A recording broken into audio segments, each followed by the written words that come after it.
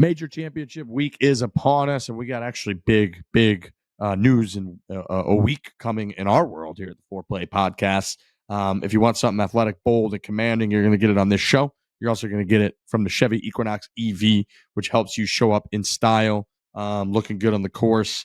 Can be tricky. It can be up to you. You're absolutely going to look good on the road. And the Chevy Equinox EV and Chevy presents, again, this lovely show where we got a lot cooking. We've got Chris Gotterup, got a lot going on in our world, like I kind of mentioned. It's just a packed show for a packed week, all brought to you by Chevrolet and the Equinox EV. Packed show is right. And it's the dead heat of the summer right now. There's a lot of outdoor parties, a lot of people packing up trucks and American Chevys. And then you got these Equinox EVs. You see them drive by on the highway. You can't believe how sleek and quick they are and how much mileage they're getting. And also this infotainment system on the inside, we always say, it blows your socks off. You step inside one of these cars, you're sitting in there, you feel like you're in the future. And that's what Chevy's really all about, is pioneering these vehicles for the future. They're the leading example of where these cars are going and where they're at right now. So an amazing partnership with us and Chevy. And just when it's the summer, I picture fireworks, I picture Chevrolet. It's like one of those things that's in the back of my head. Great show. We've got a lot going on this week. Cannot wait to get to it. Equinox EV, it's got a massive 17-inch diagonal center screen display, like we touched on, the largest of any EV in its class. When it comes to EVs, Equinox EV is the smartest choice you can make. By the way, Trent, make sure you pack pants for Cypress. I believe it's pants only out there. Oh, that's huge. A great call. That's the biggest thing that's happened on this podcast, because I'm packed. All my stuff is packed, and there's no pants in my pack. Wow. I'm almost a little upset that just happened, because you want to talk about the most on-brand thing to happen to our brand. And Trent gets denied at the door for wearing shorts. I have not shown up to company dinners because I didn't have pants. Scottsdale, what's that really sick place we went to that's got like the seafood tower? Maple and Ash. We found out that we had like this private room. We were going to have a ton of food, a bunch of clients, strict dress code. And it turns out that Trent just says, I'm done. I'm not trying, because I'm not going all the way there to be told like a child that I'm dressed improperly and I'm going to be sent home from this restaurant. You can catch me outside. I am going home now. I couldn't be, at the time, a 35-year-old man being told, you cannot come into this establishment and eat. I couldn't. I simply, and the other thing too, come in. Who needs enemies when you got friends like these guys? Because I knew that having that go down, I would either get videoed or it would become the biggest joke on the podcast. I was just like, no way am I letting Frankie Borelli watch me get denied at a restaurant because I got my little shorts on. There's just zero. I'm not letting him have that on me. I'm not letting him take pictures of me like kind of mad at the person who's up front. Like they're like, no, you can't come in because your calves are exposed. Do you understand? For showing.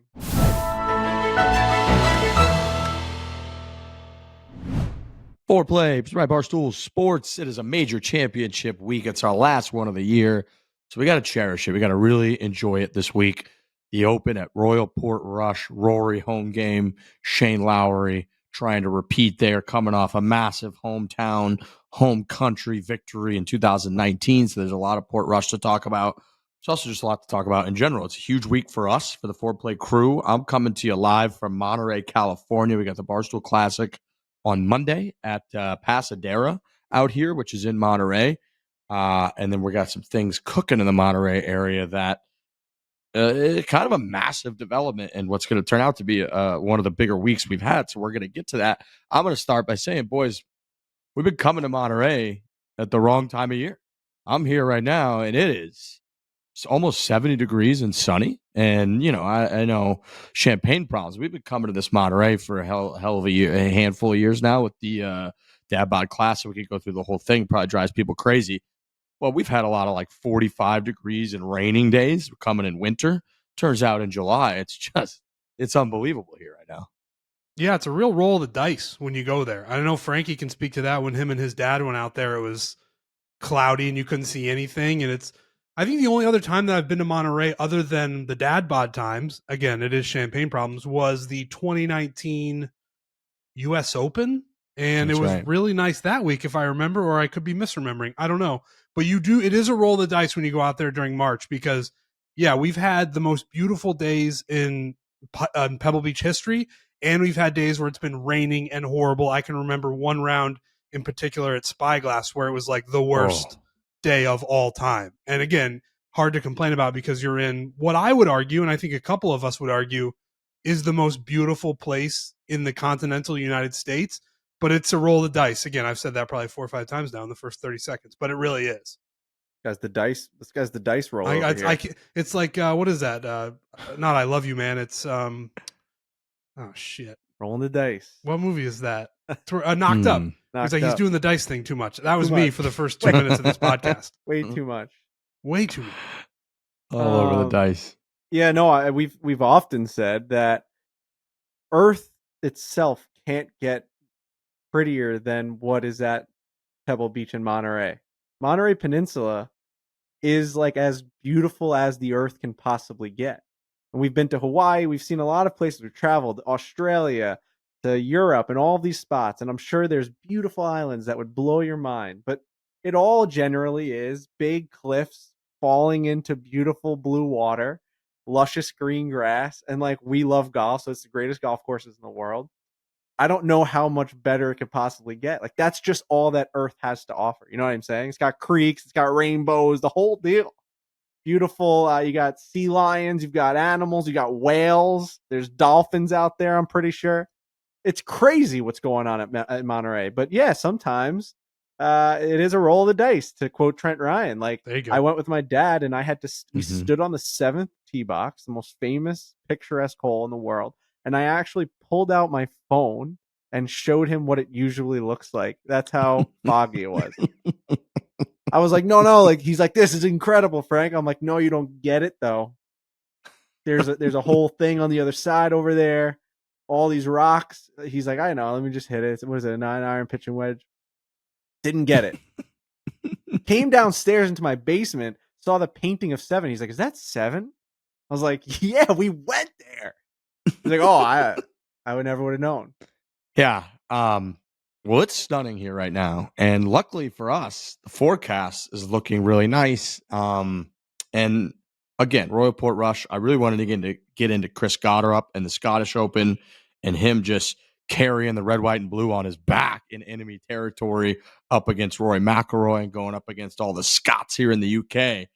But we have got this week, in conjunction with our great friends at the United States Golf Association, we're filming at the historic Olympic Club, which will be hosting the United States Amateur coming up here very soon in the next month or so. And then the next day, we will be filming at Cypress Point, which I don't know. I don't think that any of us thought that was real. What's happening is that they're trying to promote the Walker Cup and the U.S. Amateur that are coming up. The Walker Cup is essentially the amateur version of the Ryder Cup. It's the United States against Great Britain and Ireland. The U.S. is coming off, I believe, 4 consecutive victories, including a big comeback victory at St. Andrews at the Old Course a couple years ago. They do it every other year. And since we are media, we are going to be filming at Cypress Point, which with us playing. I don't know who else is going to be there. I don't know who else is going to be filming. But I know up until this point, to my personal knowledge, that the only video I know of that's of Cypress really on YouTube is the fantastic Jim Nance narrating every single hole at Cypress Point, which Brendan Jones and I agree. I watch maybe once a quarter. I watch it just for fun. And we're going to be out there playing this very week, filming the 3 of us playing that golf course, gentlemen. Yeah, I'm like 99% sure when we show up there, they're going to be like, no, you guys read the thing wrong and you can't actually film at Cypress Point. You guys are certainly welcome to play and talk about it on the podcast, and that'll be great. But I just don't think it's an actual reality that we're going to be able to film there. Cypress Point is one of those golf courses that I just sort of resigned myself to the fact that I was probably never going to play it. And we're very lucky. We keep talking about that, and it's true. But like we play a lot of cool golf courses, but there's just a couple that are really, really hard to get onto. And Augusta is certainly one of those. I think Cypress Point is absolutely one of those. We've played the golf courses right next to it. You can see Cypress Point from the other Monterey golf courses, but you never actually think you're going to be able to walk on the grounds. So if it actually happens, which again, I'm pretty doubtful that it's going to, if we're able to walk up there with the cameras, with our golf clubs and actually tee it up, it's going to be one of the great moments of this podcast's history. Yeah, no, I don't deny that, Trent. It's definitely one of those oh shit moments. Even just playing it on your own would be such a crazy experience. I know Riggs has been lucky enough to get out there, and it's like when you hear that someone's playing Cypress, it's you stop everything you're doing and you tell everyone around you, like, oh, I know someone that's out at Cypress. It's that kind of golf course. Alistair McKenzie, it's Augusta National, it's Cypress Point. It's you tell people like you can't believe that this place exists, and there's a lot of common golf or common sport fans that don't really know about Cypress. Augusta gets all the glitz and the glam because of the Masters. It gets the biggest tournament of the year there every single year, all the history. But Cypress, to like the diehard golfer, is like that crown jewel out there because you know Pebble Beach, you know Spyglass, you know all these courses. There's this little tucked away on the best property that they got out there, right? Like the best views, the best holes. It's like not to be believed, as our friend Lurch likes to say. And also shout out to Chris Gotterup, Lurch's best friend that never got us on the podcast. Never got him on the podcast once, but he has pork rolls and deli sandwiches with him. So shout out to Lurch. Likes to pump a lot about how good of a friend he is. Guy's winning the Scottish Open, never heard from him once. He's even been out there, has he not? Has Lurch been out to Cypress? I believe he has. I think he has. It is regardless. I don't even know where I was going. The Lurch thing kind of got me all swept up into a tizzy. I'm telling you right now, it definitely is one of those moments where it's like, where are we right now? Where has this brand gotten to that we're filming a video? And we like to make YouTube videos where we church it up sometimes, and we like to come up with wacky ideas. We're playing golf at Cypress, man. We are teeing it up and we're playing the game of golf. That's all we're doing. If you don't want to watch that video and watch a bunch of guys that aren't supposed to be out there playing Cypress, then that video is not for you. But like, I want to see how Trent Ryan plays Cypress. I want to see how myself plays Cypress. I want to see how Riggs plays Cypress. It's a course that you can't believe is real. And like, is like Brendan Jones gonna be able to fly a drone around? Like we're actually like devaluing the guy. You know what I mean? Yeah. Like, we always say like we would never want to go play Augusta in the back of our mind because like then it's not Augusta anymore. Obviously we want to play, but there's a part of you that's like, then it's not that thing anymore.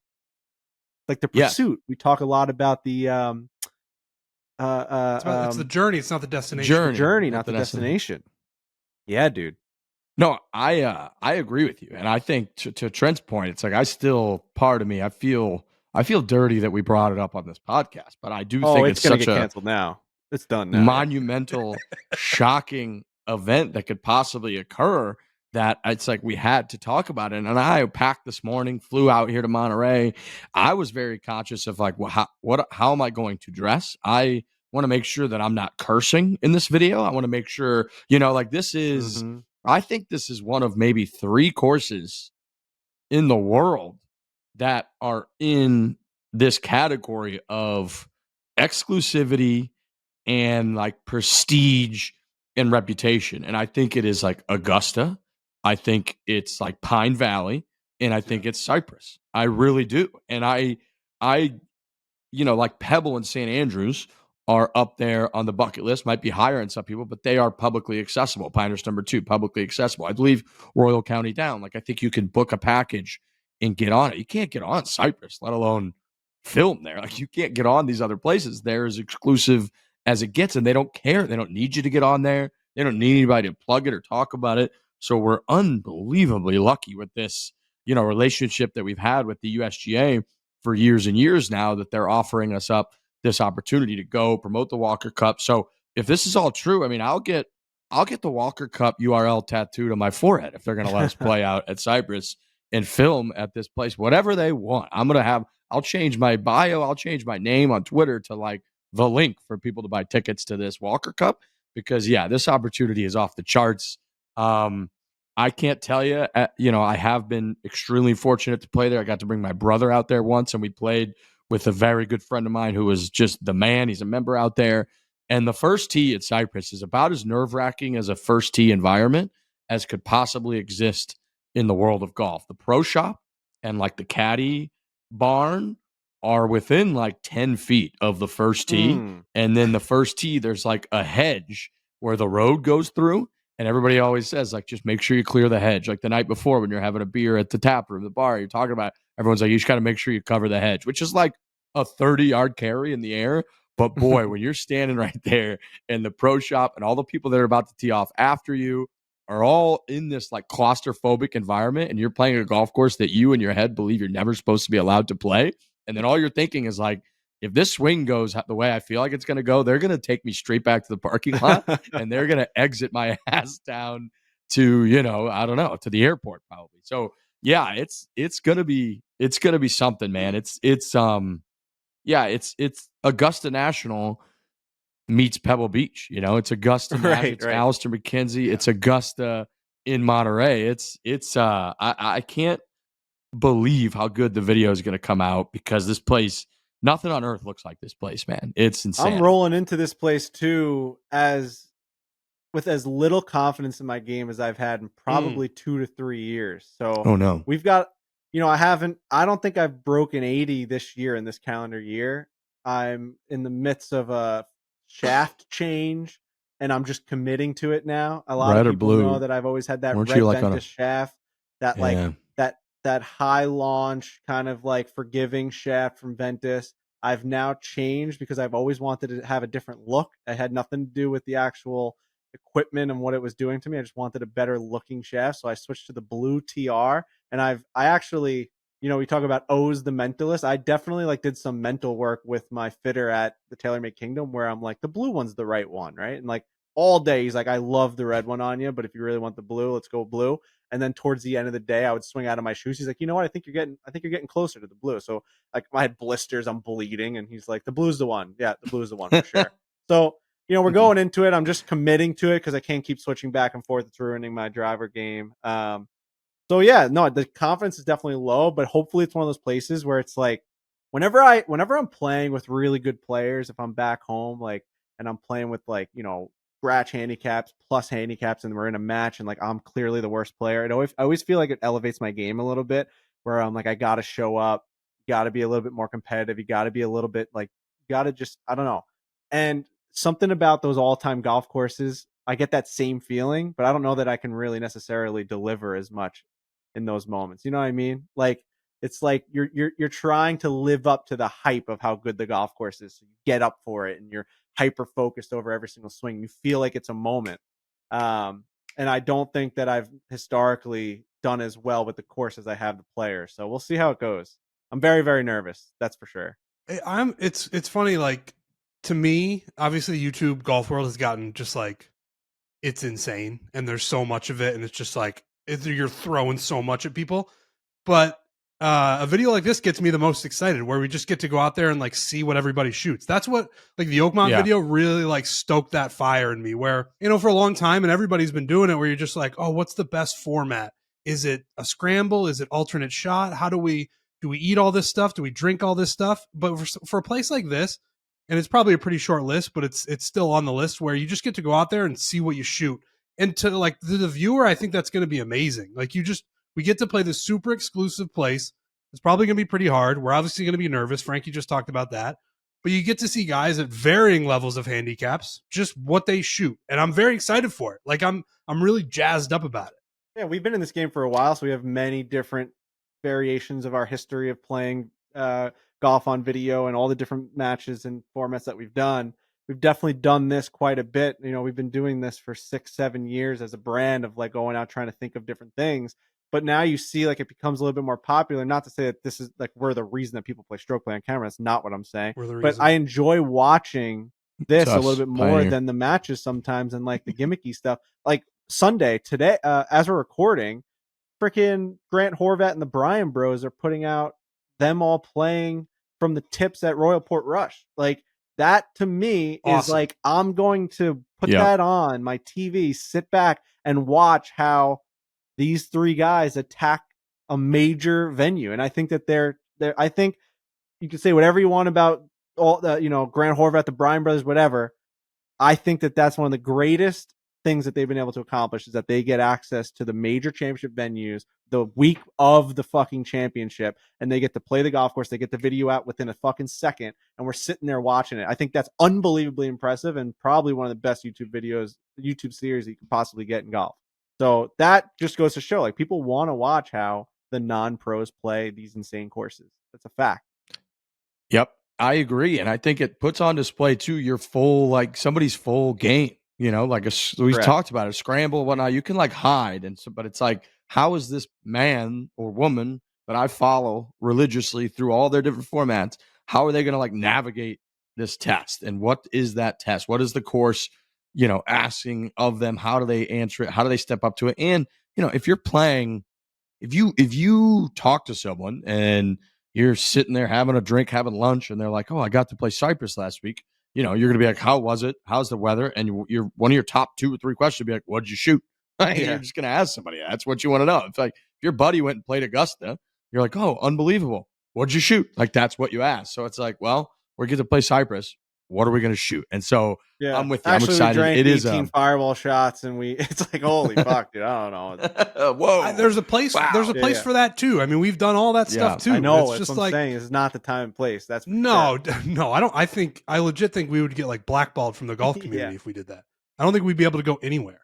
No. There's we're not doing. It's funny, like on the itinerary, there's like a cocktail hour at a certain time after the golf, and I was like, "Is that a test? Are we allowed?" Like, right. As soon as we're done, we I'm have to sure sprint to the car. Out there. It's the greatest place on earth. I'm sure you can enjoy a nice cocktail. You can't tell me those members aren't enjoying nice cocktails after playing Cypress Point. That's for sure. We're gonna find out. We're about to find out this week, which is extremely exciting. Yeah, and I'm with you. That's a kind of video series that those guys are doing that I'm gonna watch every single shot. I'm gonna watch that tonight. No joke. Before I go to bed, I'm watching that. Because, that's amazing. they promoted Get you familiar with the it. course, ready to go.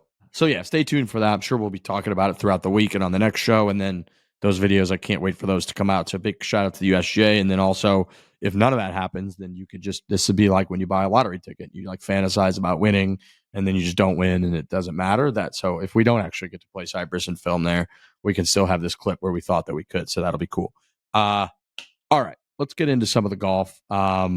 Big shout out to back-to-back weeks. We got our great buddy, Jersey Jerry. That's the most genuine man that there is out there. He's continuing his journey to trying to break 100. I watched the one from New Jersey last week. His game really, truly is coming around. He's like right there. It's like with anything. And Frankie, you were talking to him throughout it of like, man, we got to eliminate those like catastrophic mistakes of like a tops tee shot or something that ends up costing you 3 or 4 shots because you're so far behind in the hole. But it does feel like his game is rounding a corner. He's so much more consistent than he was. He's got a lot more of the shots than he used to have. And I feel like Jerry is close. And so we're hitting you with back-to-back weeks of Jersey Jerry trying to tackle 100 this week.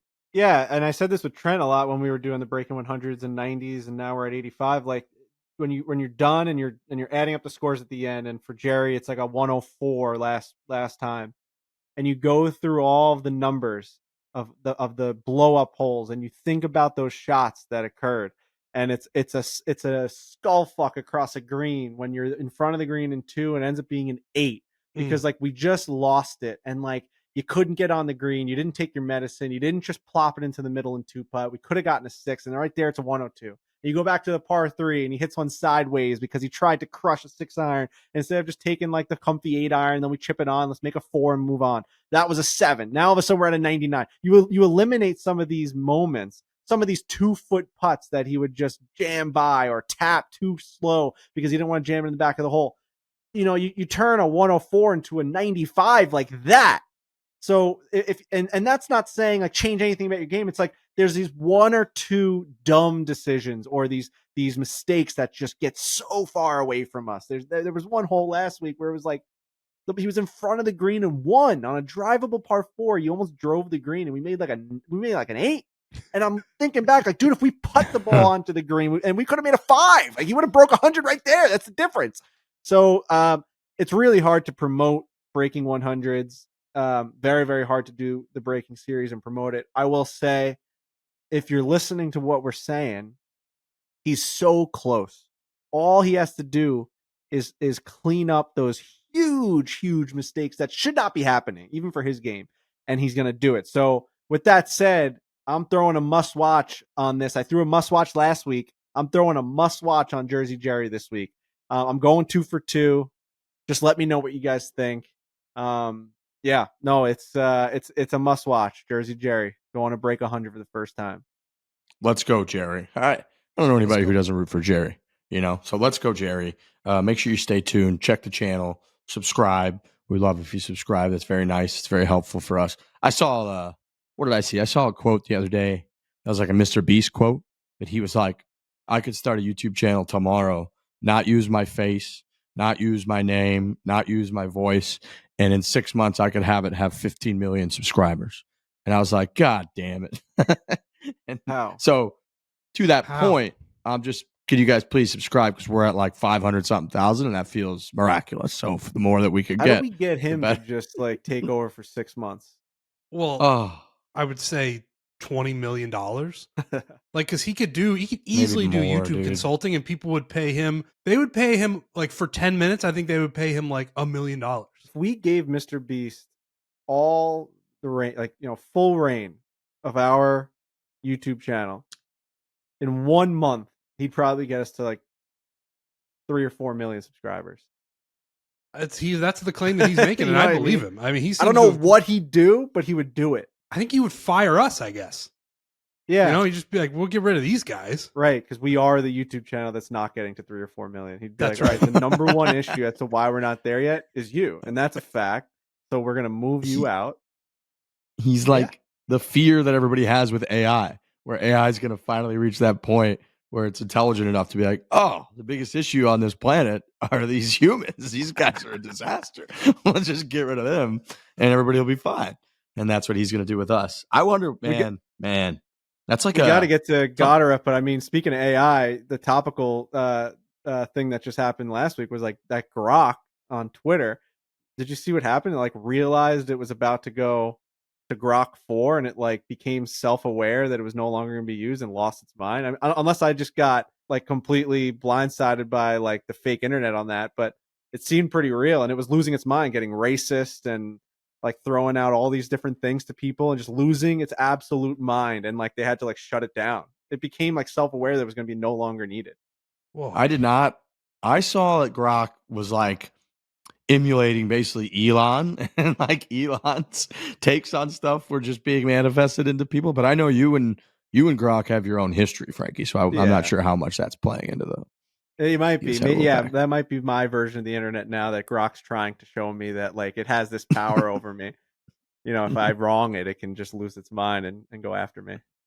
All I know is I have no control. Everything I hear is that I'm not going to have any control, and I don't know how to react to that. They're like, when the AI takes over, you're going to have no control. And I'm like, fuck, okay.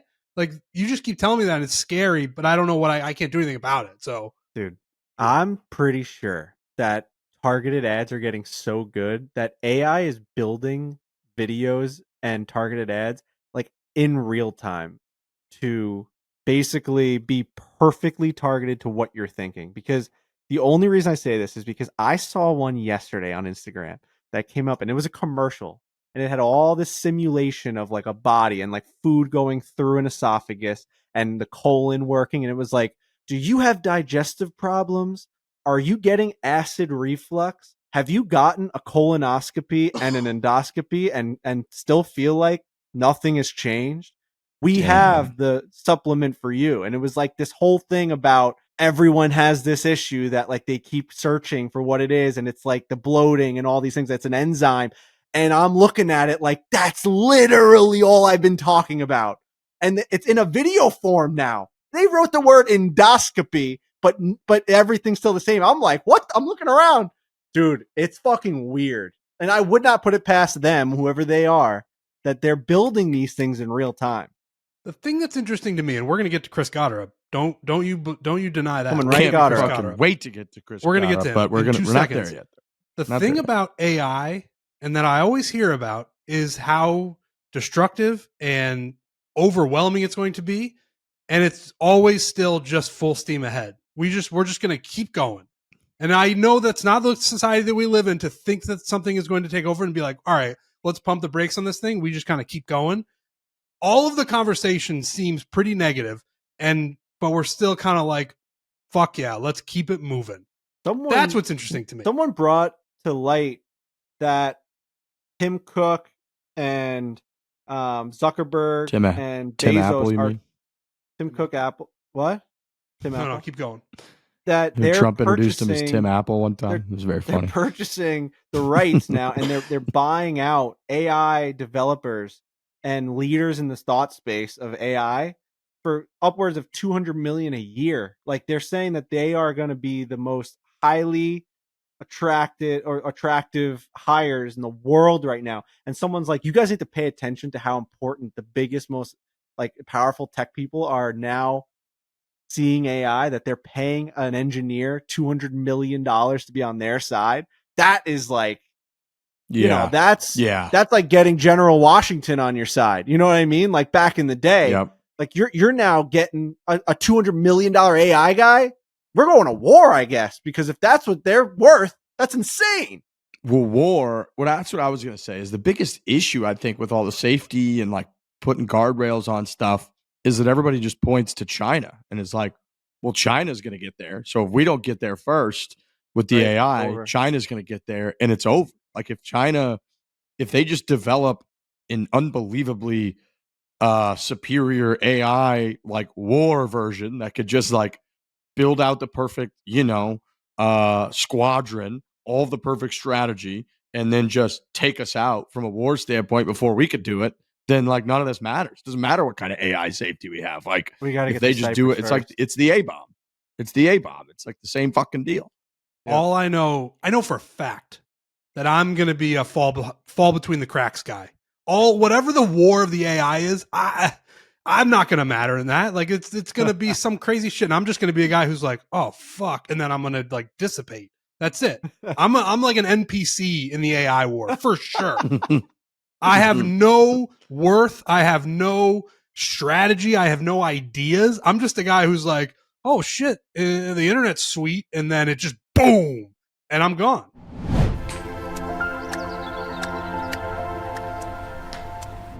There's nothing like getting to a baseball game, especially last minute. Luckily for me, I always use Game Time, the official ticketing partner of Barstool Sports. Game Time makes getting tickets faster and easier. Prices on the app actually go down the closer it gets to showtime. I believe, Trent, didn't you just last week go to a nice little ball game? I did. I went to a Yankees-Mets game at Citi Field thanks to Game Time. It was a great day.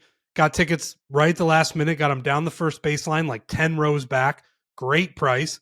It's incredible. It's a great app. You go on there. If there's a baseball game near you, go on there, check the tickets. Like you said, as the game time approaches, the tickets get cheaper. And just go to a baseball game. I really had a blast. I had a hot dog. I had a beer.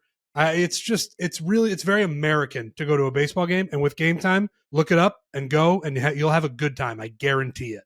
I'm going on Game Time right now, and I see a little band by the name of Creed coming to the Northwell Health at Jones Beach Amphitheater. Yeah, man. You can get it for $100. This is the coolest amphitheater in the country. Like when you go to Red Rocks, they actually have a picture of Jones Beach to show. Like Red Rocks is incredible as an amphitheater. It's probably Red Rocks and Jones Beach. You get to see all these boats coming all the way around the stage, and then you've got this beautiful, brand new seating, unbelievable outside amphitheater, and you got Creed just up there, just hold me now. I'm 6 feet from the. I mean, are you kidding me? Game Time, brother, get on there, dude. That would be crazy to not go see them if you're on Long Island. We're going to play Cypress, and I'm pissed I'm missing the Creed concert. Like that's how good that concert's going to be. So let me tell you something. Get on Game Time. They got the GT picks. You can go to a ball game. You can go to a Broadway show. You can go see Creed at the amphitheater. It's all right there. It's as easy as 1, 2, 3. Click it and listen to what Riggs is going to say. It's going to save you some money. Take the guesswork out of buying tickets with Game Time. Download the Game Time app. You just create an account, and the code FORE is what you're going to use for $20 off your first purchase. Terms apply. Again, create an account, redeem code FORE for $20 off. Download the Game Time app today. What time is it? Game Time. Truly Unruly Lemonade combines the high alc fun of Truly Unruly with everyone's favorite, which is lemonade. I love lemonade. I get lemonade a lot just at dinner or at lunch. Now the fact that they've got the just phenomenal fun and the high alc of the Truly Unruly combined with one of my favorites, which is lemonade, is fantastic. Lemonade let loose, 8% ABV, 100% delicious. They've got 4 supercharged lemonade flavors: Bumpin' Blue Raz, OG Original Lemonade, Punched Up Pineapple, Wild Pink. These things are the hit of the summer, boys. Yeah, we've been partnered with Truly for years, since the beginning of the Barstool Classic, and all of my friends have always had Truly and really supported the brand, but never have I seen as many pictures and videos being sent to me in my group chat with my buddies. Even like my buddies' wives are sending it to this big group, being like, we're out, we've got these Truly Unruly lemonades. They love them, and the 8% ones is really starting to hit this stream of like, you can have 1 or 2 of them and now it's go time. Like, I'm telling you right now, people are loving these Truly Unruly. I'm seeing it more now than I have in the last 6 years. It's really something that you got to go pick up and try for yourself. I'm telling you right now, they taste great, but they just get the party going. They are unruly. And like, it's a great conversation piece too. You're like, oh, you're having an unruly, but that's an 8%er. And they're like, whoa. And they kind of look at it and they're like, let's go. And you give you a little like cheers and you're ready to rock, dude. I'm telling you, it's a great feeling. It's the official hard seltzer of Foreplay, Barstool Classic. People are going to be and have been enjoying them all summer long. So keep it up. Level up your lemonade with Truly Unruly. Find Truly Unruly Lemonade at a store near you or visit www.trulyhardseltzer.com.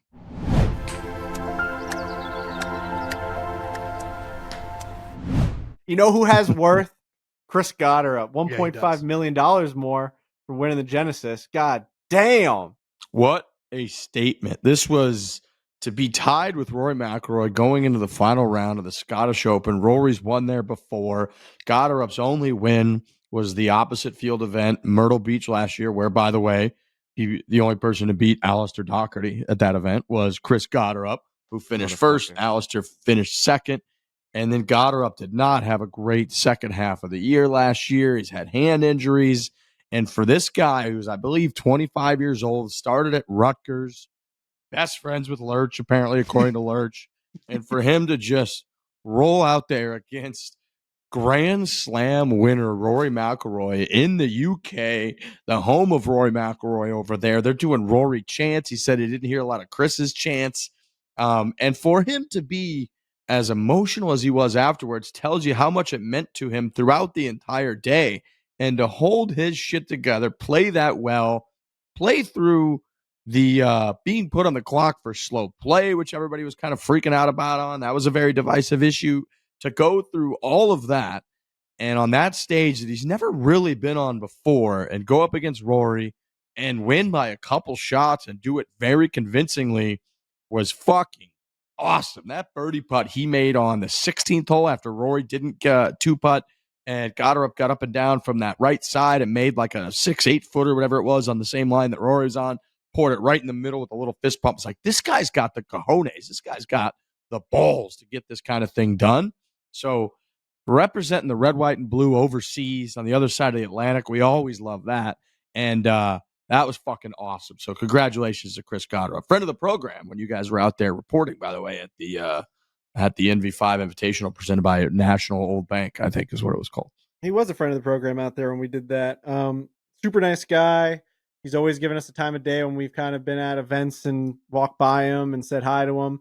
We've known that he's had that talent. He's always been like Nike'd out, and he always seemed to be a very pursued golfer, even in the Corn Ferry Tour. And we said that he had that look to him. Remember, Trent? We're like, this guy, he had that kind of Brooks Koepka when he was winning the majors look to him. Wears all black, and he's got like those, he wears like a hat like a baseball player. And there's something about it. He looks athletic. When you see him in real life, when you see him in person playing, he looks athletic out there, and he's an impressive looking guy. So I don't think this comes as a shock to me that he's winning on the PGA Tour. He's a baller. He can play. He can hit the ball a mile. He really, really, really is a great player. I think it was just a matter of time. But to do it like this, at the Genesis, like you said, in the UK on link style golf, like that to me is very, very surprising in the fact that that's not the game that I would. He's like a U.S. Open guy to me, Chris Gotterup. There's something about him. He just reminds me of a USGA phenom, like coming up hitting big ballpark stuff. These little bump and runs, these chips, getting all cute with little wedges and pitching wedges and all this stuff, to me is like a totally different player. So when I'm just picking my guy who's going to win the Genesis, it's not a Chris Gotterup for sure, or like even that type of player. So shout out to him for being versatile enough to show up, play your freaking balls off, go toe to toe with. I know he hasn't been the hottest golfer of all time in the last couple of weeks, but one of the best golfers of our generation, if not the best at this point right now, to go up there and just freaking shut him down, to shut it down John Taffer style, never waver there. I mean, things could have gotten dicey. You have a 2-stroke lead. Now you have a 1-stroke lead. Rory's missing putts left and right. He's throwing clubs. He looks like he's right there all day. You just can't get the ball to fucking to drop, and you just stay solid. You stay solid. You never waver. Shout out to Chris Gotterup. I'm sure it's all those pork rolls that he had with Lurch and wherever the hell they grew up in. What is something with an R, right?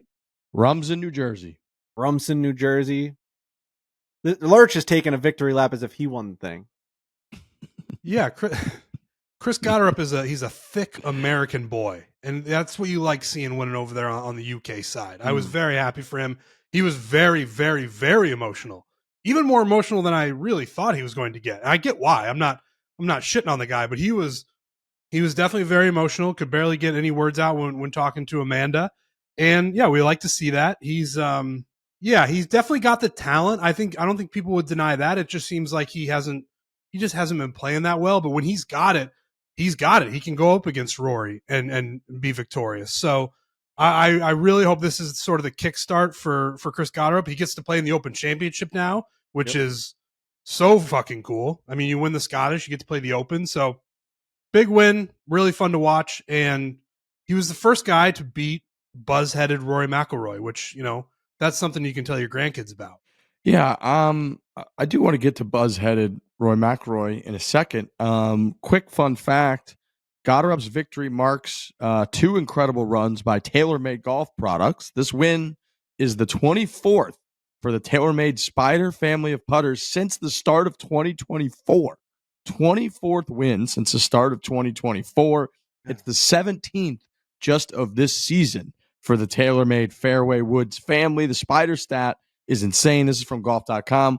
While 15 of those victories have come from Scottie Scheffler and Rory McIlroy, a number of those victories have come from non-contracted TaylorMade athletes. So the Spider continues to showcase its popularity. He also uses the TaylorMade MG4 wedges. So a nice little victory for TaylorMade Golf. Speaking of TaylorMade Golf, Rory McIlroy, Buzz cut Rory. I'm always kind of a big fan of the Buzz cut. I've always liked short hair. I still thought it was kind of stunning when I saw Rory with it. It was a little bit jarring. I've always thought, ever since he kind of went from the shaggy look to pretty clean cut, almost like Premier League soccer player type, like cut. Him and Justin Rose kind of rocked that. I've always thought Rory looks great with the hat off. Like when he, like when he won the Masters and he takes hat off, he's walking around the 18th green. I've always thought like not everybody that's a nice look for him without the hat on. So to see him go full Buzz it was just a little surprising for me. I don't like when guys who have good hair do the buzz cut. You can't be both. Like my culture is not your backup plan. Like I have to go buzz head because I don't have hair. I have a huge bald spot and my hair is horrible. Rory McIlroy has beautiful, luscious hair when it's grown out. I remember Joey from The Bachelor, Joey G. He's got great hair. Like a year ago, he shaved his head. And I was like, you can't be doing that. You can't have both worlds. Like I live in this world because I have to. It's like people wearing glasses as like a fashion look. It's like, hey, I got to wear these things because I'm blind otherwise. And Rory cutting his hair, he's got great hair, I thought. And for him to shave it all the way off, a bit of a strange move in a string of strange moves from Rory McIlroy, I would say, in the last couple of months. Yeah, his reasoning to Amanda Balionis was that he thought that it would take away the gray look to his hair, which then he realized immediately that it actually made it more gray. So it's just a miss. Sometimes you miss. Rory's been missing for the last couple weeks, ever since he won the Masters. He's been swinging and missing with certain things that he's been saying to the media, and this just happens to be another swing and the miss. You keep swinging, though. Like, no one's going to get mad if you just keep swinging. He's swinging for the fences. he wanted to have a different look. Obviously, he was self-conscious about the amount of gray.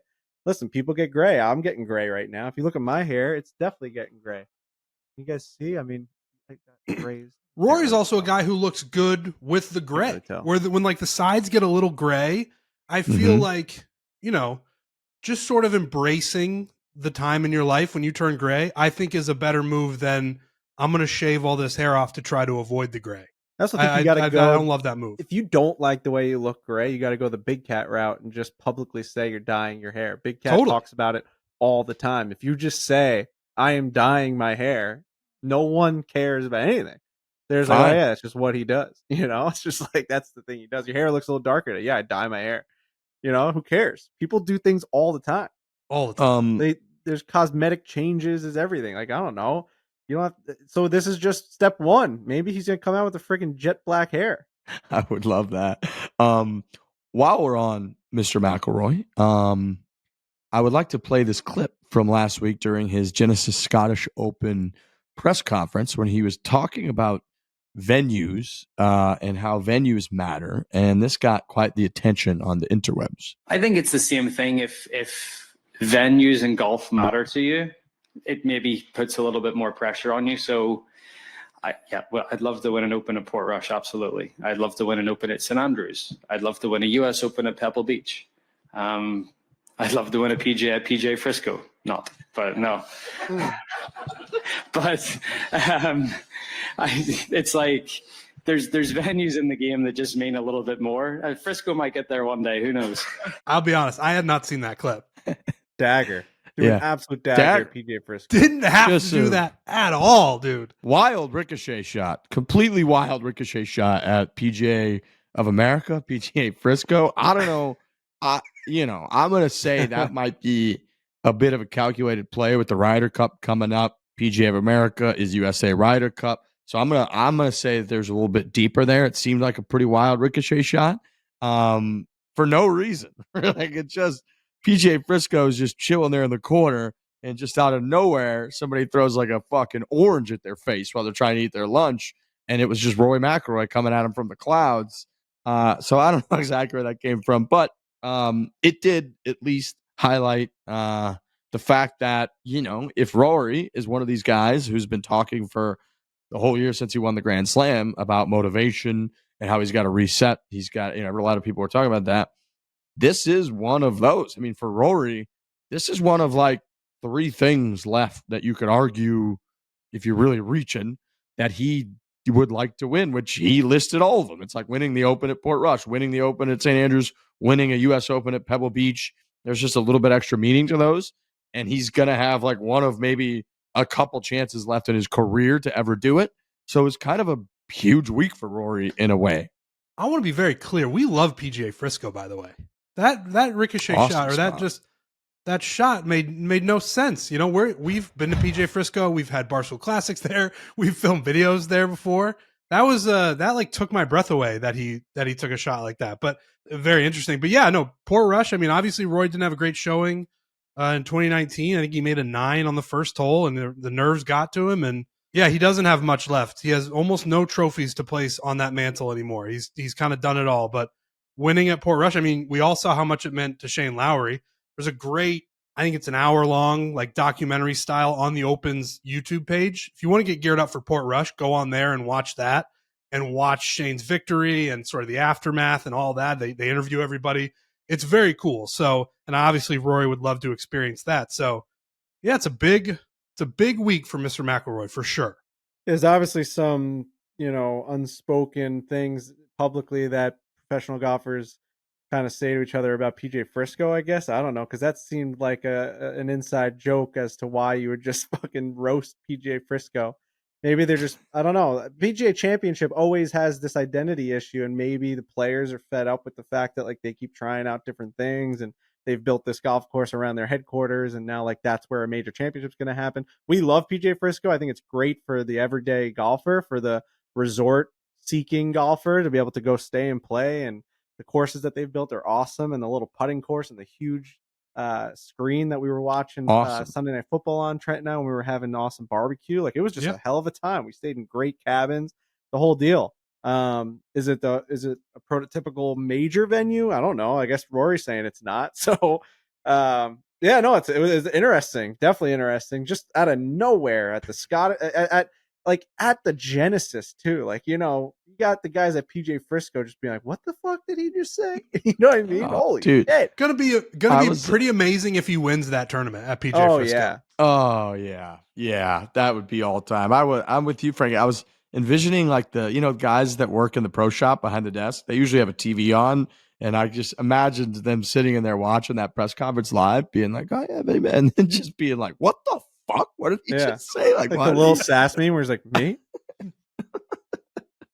Yeah, no, that was shocking. Overall, however, Rory coming off a second place finish going into this event, I feel like is a lot of momentum. I mean, that's clearly a guy who, for a couple of months there, he was pretty lost. He's having the driver issues, the non-conforming. He's not doing media, and then he takes a couple weeks, resets, gets settled into his place in London, fires just a wild ricochet shot at Frisco, and next thing you know, he's finishing second and playing pretty good golf. So going into Portrush, I think overall, if you are looking at Rory, not with the random shots he's taking online just as a golfer, probably in a pretty decent spot compared to where he was the last couple majors going. Yeah, I just checked DraftKings, and I know we're going to get to that during the show, but just to see if Rory's finish shot him back up to maybe a favorite at the Open, but it has not. Scottie Scheffler still holding strong on the DraftKings Sportsbook at plus 450, Rory McIlroy plus 700, Jon Rahm third with plus 1200. I don't know. This was definitely, the Rory train starts to rev up a little bit. Coals are starting to get tossed in. You know what I mean? Like that fire is really starting to burn now. Once you get a Rory McIlroy in contention leading into a major like this, it's hard to not get that Rory boner, to really get swept up in it. Same thing with Tiger Woods. When Tiger Woods is even like, if Tiger Woods at this point finishes a golf tournament, that next tournament, we're going to be like, he is ready to win because he knows exactly what he did wrong. He was right there. He got that taste back. He could smell the victory. He's pissed off from losing it. Like now we go. This is something that Rory needed. Maybe that fire is ignited again. It's really alarming to me how little I think about Tiger Woods in a professional golf setting these days. Isn't it crazy? I just said that at dinner tonight, where I was saying, think about, and I'm definitely deep into it because this is our life. We golf, we have a podcast, we talk twice a week about golf. So we're constantly talking about golf. So I feel like golf is happening 24/7. I know there's a lot of people that agree with me. In their lives, it's all about golf. And like, we thought for a long time that golf wouldn't exist without Tiger. You could go back and listen to podcasts of us when we were in the old office, when Tiger was like battling his back issues, and this was before he even won the Masters, and even after he won the Masters. What is golf going to look like when this guy's no longer playing? Because every time he played, it was the biggest thing in the world. And when he didn't play, it was like, oh, we just got to get through a tournament without Tiger Woods. Oh, we got to just get to August when he comes back. We just got to get back to the hero when he comes back. We just got like, it was constantly just thinking about when Tiger got back. And I mean, dare I say that we're like beyond that? Like, dare I say that we're beyond it? I don't. Well, I could be dare wrong. I say? Yeah, I mean, think about it this way. This podcast, we have been rightfully accused as guys who just always want to talk about Tiger and are always talking about Tiger. I could be wrong, but I don't think we've talked that much Tiger in the last like 6 months. Like it's just not even really in the realm of something you would talk about on a golf podcast. And I do think we're a little bit past it, but I think golf's in a pretty good spot. Like the ratings, I think have done pretty. Me too. I'm surprised at how well golf's doing. I'm surprised at how well golf's doing without Tiger Woods. Like you were just about to say, Trent, the viewership's insane. Like the Rocket Classic a couple weeks ago had ratings like you wouldn't believe. There were like 3 or 4 million people watching Pot Geeter out there at the Rocket Classic, which was like a high over the last decade or whatever, which that surprised me. And it still surprises me this year with the other stars. I mean, seeing Scottie emerge like he has, but even a lot of the other, weeks where like even the Gotterup story this week, it's like, my dad was texting the family group text, like a long thing about how jacked up he was for the entire story of Chris Gotterup and how he was like, the PGA has a future. It's got these stars that they could build around. Even if the live guys are gone, even if Tiger Woods is gone, there's still a lot of hype around golf. And that surprises me overall because I was kind of prepared for it to be a nightmare without Mr. Woods around. There's so much hype and there's so many people that viewers are fans of now. So yeah, no, it's shocking. I'm not, and like I said, dare I say it? I'm not going to say I'm saying it. I'm not saying that we are beyond Tiger Woods. I'm not going to say that yet because this motherfucker is going to come back. He's coming back, and we all know it. He's coming back. He's going to play at the Hero. He's going to play at the PNC, and then we're just going to go crazy for him leading into 2026. Crazy. Now, I do think if you looked at the numbers probably from when Tiger in his heyday, I'm sure the numbers are much lower. I could be wrong about that, but I'm sure that they probably are. But there's still just a lot of golf fans out there. Like, I think when you have somebody like Tiger Woods, it transcends and you get sports fans who are just like, I just want to see greatness and I want to see it consistently. And I want to see someone who's doing it for a sport that normally doesn't have somebody like this. But it's good that we've had a lot of discussions about PGA Tour and Live and like, is that splitting the talent pool? Yes. Are people going to get frustrated with the game of golf in general and just abandon it? I'm sure there's been a little bit of that, but at the end of the day, it seems like there's enough golf fans out there to certainly justify its existence on television. Like, I think we all thought once Tiger was gone that it was just people were going to be like, there's going to be like 400 people total watching golf broadcasts. And that's just not the case. There's enough young guys who sort of were spawned from the post-Tiger generation who are interesting enough that it holds enough attention that we feel like the tournaments still matter and winning a tournament matters and winning a major matters, that you just have a baseline of golf fans who I think are going to stick around almost no matter what. And that is encouraging as people who have a golf podcast and make their living covering golf and talking about golf. Yeah, I guess just like for 20 years, Tiger Woods was like the only thing that people talked about. And it felt like that's what you needed to grab a headline. And now in the year 2025, if a guy like JJ Spawn is grabbing a headline, that means golf's in a great spot. Like, we love the game, and the game is so big now that we are dialed in on all these great stories of these guys that are like journeyman PGA Tour players and getting big wins, or a guy like Chris Gotterup. People are getting emotional watching him win. Like, we love the game so much now, and the game is getting so big and is growing so much that those little stories that we would break down in a podcast years and years ago because we're a golf podcast are now going viral on Twitter, and people are talking about them on Instagram. Like, it's big. They're big sports moments now. They're taking over Sundays when football's not on, and when, you know what I mean? Like, this is a big thing. That was a big Genesis win. Chris Gotterup's everywhere right now. So yeah, no, that's I didn't see it coming. I really didn't. But I also grew up in a time where Tiger was the only name that you talked about in terms of golf. That's the only name that mattered.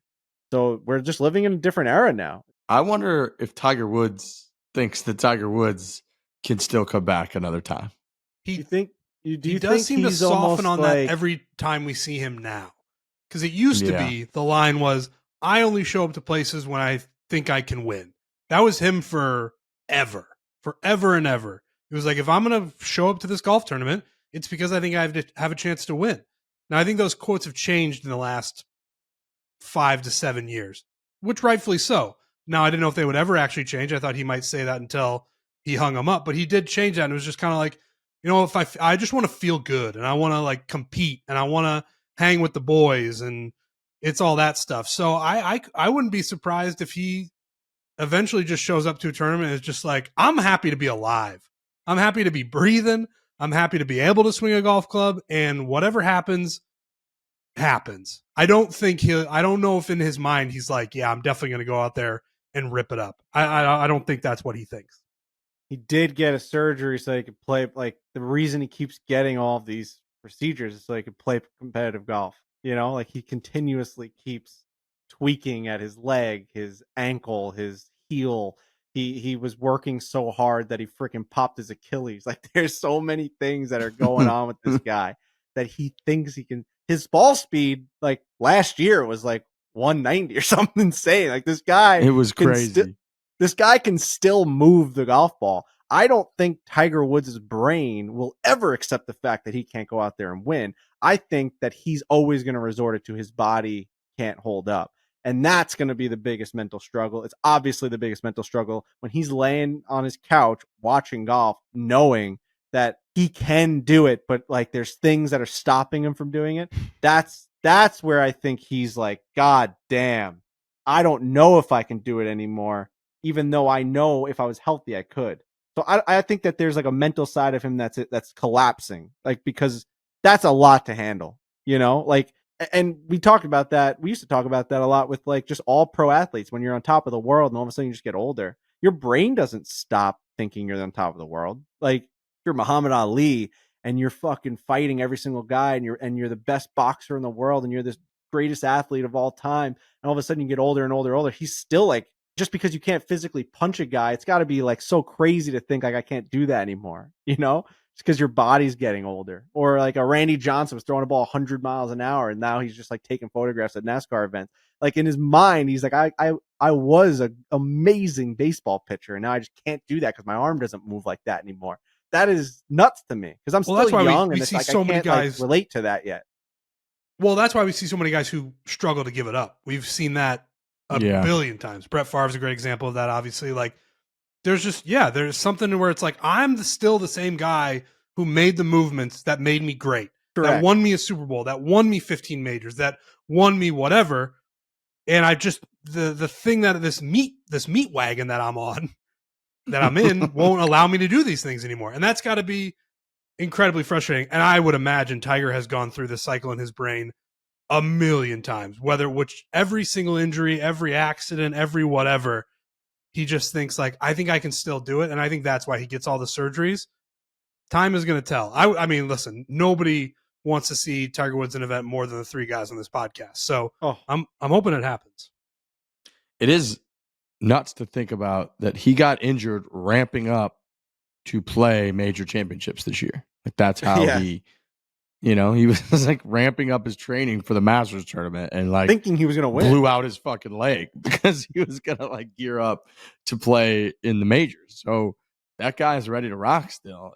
It would be quite cool if we still got a couple more years of Tiger like being somewhat healthy and able to actually play and see what he could do. Because I think in his brain he does have to think like, okay, if I can get a ball speed around like 180, which he could, then like why would I not be able to just like play? Of course I can play. Like I can just hit the ball out there and just beat Tiger Woods.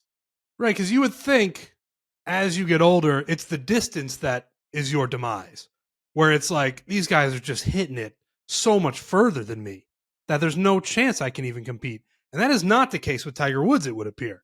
He can move it just as good as the other guys. It's just you got to do 4 days of it. It's early tee times, it's weather, it's, if it's under 58 degrees, he's like, my body just isn't going to be able to hold up out there. So it changes in so many different ways, but he still seemingly has the speed, which is stunning. Dude, the thing that ruffled our feathers was last year, I think it was, we were getting little nuggets about Tiger playing at golf courses in Florida, driving a cart. And like he'd be playing at Rory's course in Florida, and there were reports from a caddy that he shot 62 and nothing was going wrong. He was down the middle on the pin making putts, but he was in a cart. And they're like, if this guy didn't have to walk 4 rounds, he would win majors like every time he played. He's the best player in the world still. He's moving the ball 185. He's moving it. He's shaping shots. He figured out how to swing on this new leg situation. He's there, but he can't walk 4 days. It's like, God damn. Like, we don't need all that then. Because golf is walking all 4 days and winning major championships and finishing it out. But we don't need all that. Like, until he can do that, I don't want to hear it. Because now it's just a tease. And I think he's teasing himself. He's going out there with Charlie.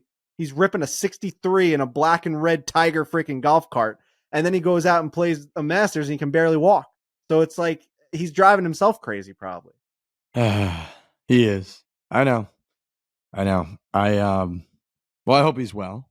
I hope Tiger, I imagine he's going to do his normal ramp up. I imagine he's going to do like the Hero and the PNC, and then hopefully he starts playing again. But regardless, in his absence, I agree with Trent that it's like pretty incredible how popular golf at the professional level is and has been, and all these different stories that continue to come out. I thought like the Rory win at the Masters, for example. I know it's Rory's one of the superstars, but like that transcended the game as much as anything I can remember. And that final round was off the charts, and it had nothing to do whatsoever with Tiger Woods. People hadn't even mentioned his name in like a month. And so I think that is very hopeful for everything going forward. It's a very good sign for golf overall. I think Scottie Scheffler is a big part of that. Scottie has, I just looked it up, Scottie, his best finish at the Open Championship, he finished tied for 7th last year, finished tied for 8th in 2021 when Colin Morikawa won. He's coming off a tie for 8th this week, so it's not like he played poorly. Another top 10 finish. But Scottie going into Royal Portrush, I mean, if he can win this week, it would be 3 out of 4 of the career Grand Slam, and he would be marching his way quickly towards, locking up as many things you could win. He's got the gold medal in the Olympics. He's obviously got multiple Players Championships. He's obviously got multiple Masters. He won the PGA. If he could win the Open Championship this year, he would really be marching his way towards an all-time great career. And he's the betting favorite, like Frankie said. So just, it would be crazy not to mention a little bit of Mr. Scheffler going into the final major championship of the year. And Scottie Scheffler will win a U.S. Open. I'll bet my arm that Scottie Scheffler at some point will win the U.S. Open. Which arm? My left arm. Coward. I need my right arm for so many things. I am so bad with my left hand, and I'm a lefty swinger, which is crazy for people to probably hear, but I am so right hand dominant, it would make your head spin. I can't do anything with my left hand. Dude, when I grab Frankie when I get him out of the take his car seat out of the car and I have to walk him into the house, when I'm holding him with my left arm, I feel like I'm gonna drop him at all times. I got nothing there, dude. Nothing. I got no skill, no power, no feel. It's crazy. So that might be an issue with my golf swing, but he will win a U.S. Open. He was built to win that guy at some point in his life is going to dominate a U.S. Open. The Open, I'll be interested to see. So goddamn good around the greens. His little bump and runs that he hits at the Masters. You would think sick. The way that you're able to play at Augusta would translate a little bit to links golf, right? Where it's so touchy-feely. You don't really get to stop things on a dime there. It's a lot of bump and runs and reading the greens. I know it's not the same at all in terms of agriculture and the way that the courses are built, but the feel of the shots, you have to have an artistry at Augusta. And I know that that's the same in the UK, in Ireland and Scotland. You got to feel the ground. You got to hit the front slope and let it get to the back. It's not so much pin seeking. Would you agree with that, or is that a crazy assessment? Yeah, no, I would. I know exactly what you're trying to say, and I very much agree with it. A lot of it because I think Augusta was inspired when they created it, like links golf. That's what they, in that time when they're building courses, the best courses were inspired by Scottish links golf and those types of shots. And so I think that it's changed obviously a lot since. And a lot of the architecture geeks would point to certain holes at Augusta, like the 7th hole, for example, with all those bunkers, is not at all what it was originally designed. But, when we had Maverick McNeely on last week, and he was talking a lot about preparing for links golf, and he was saying that he was surprised that you don't have to hit the ball as low per se as he thought going in. It's that you have to shape it the right way, because a ball coming into a green with the right shape will not bounce offline in a horrible spot, whereas a ball that's on a good line but has the wrong shape will carom through the stuff that you want to take the ball towards the hole and end up in a horrible spot, which reminded me a ton of Augusta, of exactly what you're saying, where it's in order to get balls to certain pins and little knobs and tiers on the greens, you have to shape it a lot. And Tiger would talk about that a ton of you truly need to be able to shape the golf ball. Brandel talks about that a lot with Scottie winning at the Masters multiple times already, and how he's going to win there a bunch more because he's one of the few players that really does shape shots into greens. So yeah, I think there's a ton of truth to that, even though, like you're saying, agriculturally, the way that they're kept, the fact that Augusta is they're basically painting the grass green and making it as green and perfect as possible versus like the links courses are like rugged and old school. But I think the way that you do have to hit shots, I think there's a lot of truth to that for sure. We're using the right term in terms of agriculture, right? Or is that agronomy? Probably agronomy. Yeah, agriculture is like process of wrong. like growing plant, growing, like corn, growing and harvesting and plants and food. You got enough of it where people are gonna know what you're talking about for sure. Practice of cultivating plants, animals, fungi, and other life forms for food, fiber, biofuel, and other products. I think I want to talk about in terms of agronomy. I think is what where I was going for. So if we're making this into a clip, which I think we should, because it was giving me the chills.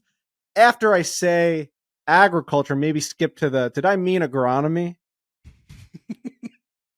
You did, but I knew what you were talking about. It's not like you said such a word that I was like, what the fuck is this guy talking about? Well, here's the thing. You step on the first tee at Augusta National and you step on the first tee at Royal Portrush. They are completely different worlds, lands. You're looking at, you're like, one is Mars and the other one is heaven, right? Like it's like completely different. One's brown and barren and hard panned and windy, and the other you have fake birds chirping in the trees, and there's flowers that if you touch them, you get sucked underground into a Disney tunnel. Like you can't even believe that they're in the same sport. And I'd love to talk to a Brandel or a professional golfer that's going to be playing in it, right? Like about some of the shots, like do they carry over? And like they talk about a specific player can win Augusta. And when you win at Augusta, when you win the Masters, like you're more prone to keep winning and win again and become a repeat winner because you know the shots, you know all the things that it takes. So do those people historically do better at the Open then? Is there a connection to Masters winners and Open champions? I think also it comes down to your attitude about links golf, because there's some guys who love it and there's some guys who hate it. Like I remember Tiger talking about it ages ago about how he's like, he has so much fun when he plays across the pond because there's so many little shots that you can hit. So if you embrace that side of it, that it's not perfect, that you're going to get bounces that are quite frankly just going to piss you off. You're like, I hit a perfect shot. It was going to land right there and roll out, but instead it jutted left or jutted right. And you just have to overcome those sort of breaks that you get that you're not going to necessarily get, maybe not Augusta, but all those other golf courses on American soil. So if you really love the idea of like, first of all, it's very romantic. You're over there where the game was created. The weather does suck at times and you're kind of like, this is shitty. Or you can be like, this is what it's supposed to be. All these little pot bunkers, all these little, things that are jutting left and jutting right and the ball's not rolling perfectly. Like players who embrace that, I think have way more success as opposed to guys who are just used to perfect greens, perfect fairways, perfect tee boxes. And that's the only places they're comfortable. I don't think Scottie Scheffler fits in that category. I think he's the best golfer in the world and he's got the shots to win just about anywhere. But I would be curious about how he really feels about golf shots that he hits that he thinks are perfect that are not going to be perfect when you're at Royal Portrush. Thinking about like how they get that ball in on 11 on that huge swell on the right and they avoid the water and they get it to the back left pin.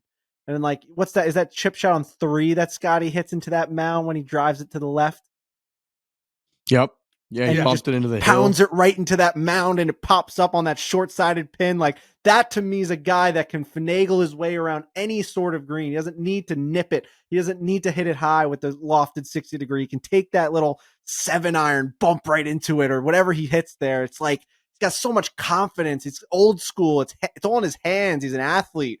He's creative. He's an artist. So, and I know historically he hasn't been the best. I mean, we can go through all of his Open finishes. And I think you just did before, but it's not like if it wasn't for the way that he's played over the last 2 years, I don't think he'd be the favorite if you just took his Open finishes. You know what I'm saying? Yeah. He's played in 4. Ironically, his first ever Open would have been the year that they just canceled it and didn't do an Open championship, which is still one of the craziest things that's ever happened. 2020 just didn't do it, but tied for 8th, tied for 21st, tied for 23rd, tied for 7th. Yeah, and then you pair that with him being the most dominant golfer on the PGA Tour, and obviously that's how he becomes a plus 430 on the DraftKings Sportsbook.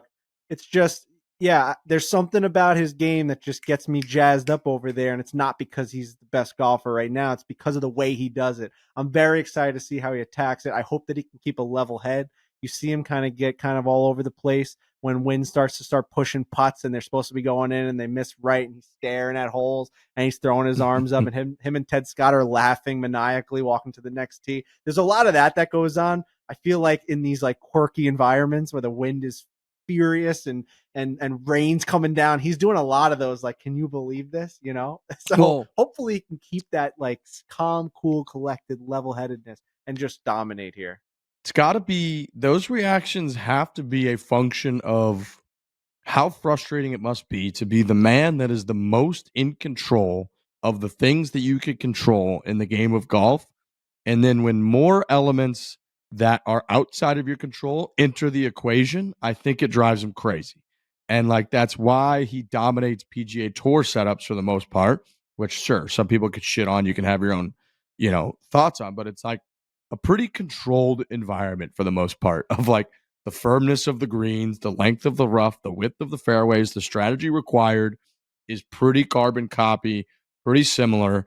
He has learned how to control his golf ball, control his swing, control his emotions, control all of it in those environments better than anyone else by far.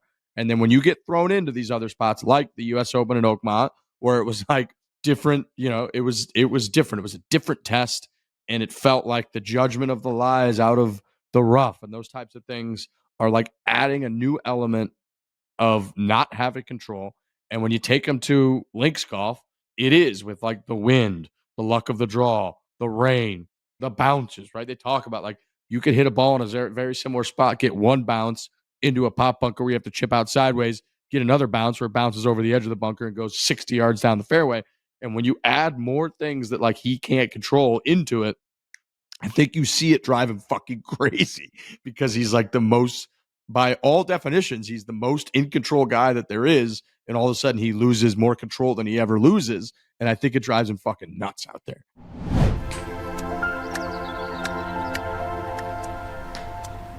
The biggest names in golf are teeing it up across the pond to chase history at the game's original major, the British Open. Some call it the Open, call it whatever you'd like. The point is high stakes golf, the highest level, the biggest majors, the oldest major. DraftKings Sportsbook, that's how you are going to get in on the action. You can get some skin in the game by betting on what's going on at Royal Portrush with the DraftKings Sportsbook. And we're going to do right here, we're going to do a little snake draft. Reminder, download the DraftKings Sportsbook app now. Use the code FORE, F-O-R-E.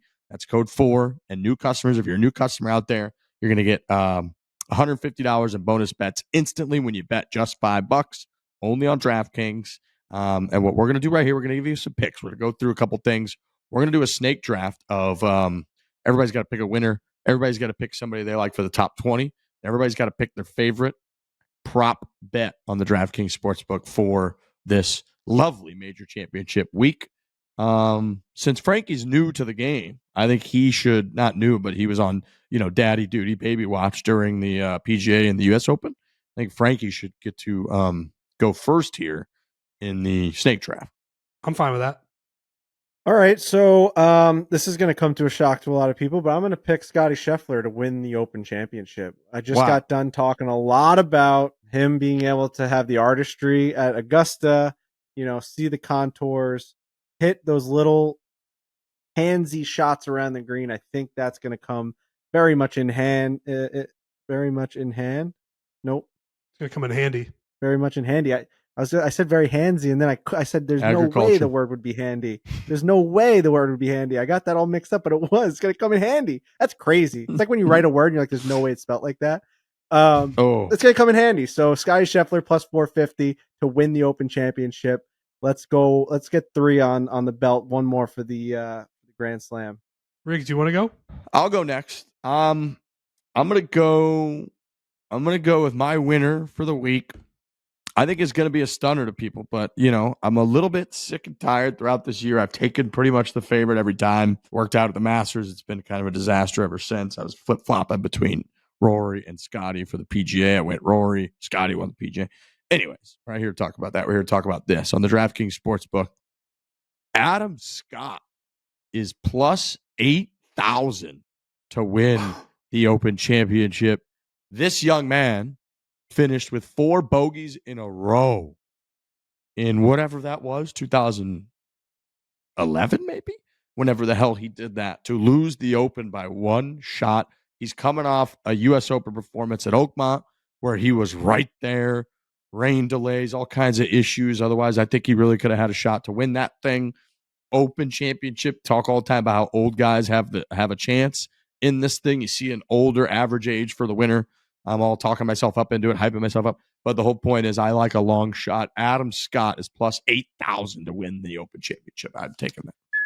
Wow. That's not a pick that I saw coming, but I like it. I mean, yeah, he was very much in contention at Oakmont. So it's not like it's coming out of nowhere, but still, that's quite a pick. And I don't think people expected that. I'm going to go with my winner as well. And I've actually been talking about this for a couple weeks now, ever since the Travelers. I'm picking my winner, and it's Tommy Fleetwood. If we're being honest, I just really want it to happen. Like that's the crux and that's the meat of my argument. I really want Tommy Fleetwood to win a major. I think that would be incredible. We all watched what happened at the Travelers. We just had Captain Keegan on, and he was talking about how he even felt bad for Tommy after he celebrated. Great it was just like, great interview. Thank you. And it was just, everybody wants to see Tommy win, myself included. So I think he's got a bad taste in his mouth after the Travelers, obviously. So I'm going to take Tommy Fleetwood to win the Open Championship. It would just be absolute scenes, as the kids say. So that's my winner. And then I go again, right? You go again. That's a snake. Snake draft. I'm going to go with my prop next. And if you've been following these at all, you're going to know what I'm going to go with here. It's will there be a hole-in-one? It's my favorite bet in the world for major championships. It's so fun. The Oakmont one, I believe, was 2 or more hole-in-ones during the U.S. Open. Yes or no? I said yes. I think we got one on the first day, maybe the second day. It was like, oh, we're humming. We got a whole weekend to get another one. And then Jason Day hit one of the most beautiful shots I've ever seen and missed it by a hair. It went over the cup, over the side of the cup, and I knew when that didn't drop, it was over. So I didn't hit on that one. But for this one, for the Open Championship, it's just, will there be a hole-in-one? Is there going to be one? And I'm saying yes, and it's minus 120.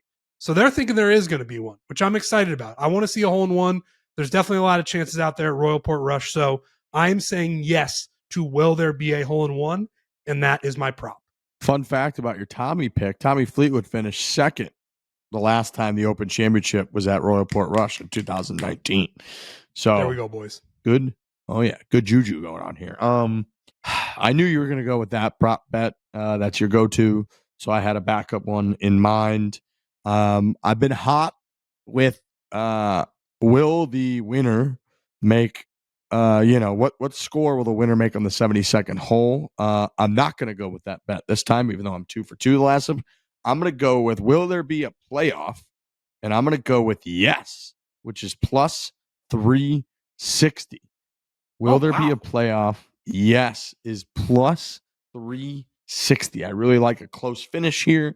I would love to see a playoff. Feels like we're due. We need it. We want it. We're hungry for it. The playoff at the Masters was just phenomenal. It was so fun to watch. It felt like a playoff down the stretch at Oakmont. There were so many names right there until JJ Spawn stole the show. So I'm going to go plus 360 playoff. Yes. I'm over here off camera because my phone died. So I'm plugged in. So I'm just looking at my phone because it was hard to find a USB-C on my laptop that wasn't being used. And I'm here on the DraftKings Sportsbook app, and I'm looking through the props. And what I'm seeing right now is this nationality prop. Okay? Yeah. And what I'm seeing there is top Englishman. And what I like at plus 900 is a guy by the name of Justin Rose. Now, I know we're going against Tommy Ladd here. Let's not forget that Justin Rose almost won the goddamn Masters this year. Okay? Let's not forget that this guy is still playing a high level of golf to the point where, like, he's going to be on the Ryder Cup team. Is he not? Yes. Oh, yeah. I think he's got to be on. He's going to be a problem on the Ryder Cup team. Justin Rose at plus 900 to basically beat Tommy Fleetwood, Tyrrell Hatton, Matt Fitzpatrick. Those are the 3 guys ranked ahead of him. the top English golfers. I really like where we're at with Justin Rose, 9-1. Top English golfer at Royal Portrush. It's a fun bet. It's a great bet. I like that. I like that And a it kind lot. of goes with my theme of like guys that played well at Augusta this year. I could be way off on that comparison. Way off. The data might show that anyone that performs well at Augusta shits the bed at Royal Portrush. That is Good. like your heavy strategy going into it. So we'll see. It's Frankie facts before it's facts before fiction is what it is. I'm just saying it as fact. I like it. All right, now you're up for your top 20 bet as well, Frankie. Snake Draft. Top 20 bet, I'm going to go. You got to go with something bold here, right? You can't, I'm not going to pick a top 5 golfer out here. I'm going to kind of go down on the page and see if a name just jumps out at me and kind of grabs me by the balls here. God, I think he's going to end up stealing my pick somehow. I really do. Top 20 bet. What I'm going to do for the top 20 bet, I'm going with the guy that's, we say when your name's just being brought up a ton in a PGA Tour season, like it's just one of those things like you win a tournament and then you're just there for a long time. I'm going with a guy with a great face and unbelievable facial structure. One where people see him walk down the street and they're like, that's a good looking guy. There's no way he would get mistaken for a woman. And everyone finds him to be incredibly handsome. And that name is Ben Griffin. When Ben Griffin walks into a restaurant, it's like, who's that manly man? And why does he look like Frankie Borelli? They both look like grizzled men that probably use Old Spice. And they probably use the old school Old Spice that burns your armpits. I love it. So I'm going Ben Griffin top 20. He's just a name that's like, he's becoming one of those names that are like a filler name in the PGA Tour 2K25 when you're playing your like My Career and he just keeps winning tournaments, or like they couldn't get the rights to certain players. So Ben Griffin's name is always in there. Like Ben Griffin is just becoming a PGA Tour successful name this year. And it's a little unsettling because like you're waiting for the shoe to drop, but it's not gonna. He's gonna finish top 20 at the Open. I like it a lot. Good old Ben Griffin. Great face. Fantastic face. Great interview. My top 20 pick I'm going to go with is plus 170 on the DraftKings Sportsbook. This is a guy that Kevin Kisner goes to bat for. Kis was basically in his pocket at the President's Cup last year in Canada, following him and his crew, his team, his pairing around the whole time. Kis is basically getting in fights with Camilo Villegas for him. This guy has finished tied for second at the Travelers, top 10 at the U.S. Open, tied for fifth at the Memorial. He won earlier this year. I'm going Russell Henley, top 20 this week at the Open Championship. Okay. Another potential Ryder Cup guy. He's been playing well. So then for my top 20, I think that's all I have left. Yeah. I'm going with Matt Fitzpatrick. I don't have a ton of reasoning why. I feel like he likes playing over there, obviously, he's from sort of that neck of the woods, and it's just somebody who I think can perform well at Portrush. So my top 20 is Matthew Fitzpatrick. Love that reasoning. Thank you. So good. Thank you. I love it. Well done. From somewhere over there. He's from somewhere over there. That's very American actually of me. Get a little flick of the wrist. Just somewhere over there, I know it's not this side of the pond, it's the other one. So and that's got to be the reason why. It's it. That's the only reason why. We're trying to get this little ball in the hole, and because he's somewhere over there, it's going to go in. They like, if the weather is a little yuck, I think Matty Fitz is going to perform. He's from somewhere over there. That's it. That's the snake. Hopefully people, they like the picks and they jump on with us. I'm real jazzed up about that Justin Rose top English. Make sure you use the code FORE for new customers to get $150 in bonus bets instantly, only on the DraftKings Sportsbook. When you bet just $5, only on DraftKings, the crown is yours. This summer, the sun's out, and so are the fresh cuts at Sport Clips Haircuts. It's the perfect place to cool off and watch some sports on TV while also getting a precision haircut from stylists who just get it. They've been specially trained to cut men's hair. Take your haircut to the next level when you ask for the MVP haircut experience. That's what I always get when I go in. You get the MVP. They give you a nice shampoo massage situation. They give you the warm towel. This summer, they'll actually even replace it with a cold towel if you're in somewhere that's very hot. Arizona, it's like 110 degrees. So maybe you get a little cold towel while you're watching TV, getting a nice cut, get an MVP experience. Sport Clips is the place to go, gentlemen. I was just there, man. I think the Sport Clips app is very underrated. You don't have to show up and not know how long you're going to have to wait for the haircut. I always hated that about other haircut places. You just go and you're like, all right, I could sit down immediately, or it could be 45 minutes. With the app, it tells you how long until the next stylist is available, and you just time it out. So when you get there, bang, you sit down. I use the app every single time. I also get the MVP treatment every single time. I don't like, because I get a buzz cut. I don't like the little hairs all over my head. They wash that right out, and I feel like a new man when I leave Sport Clips.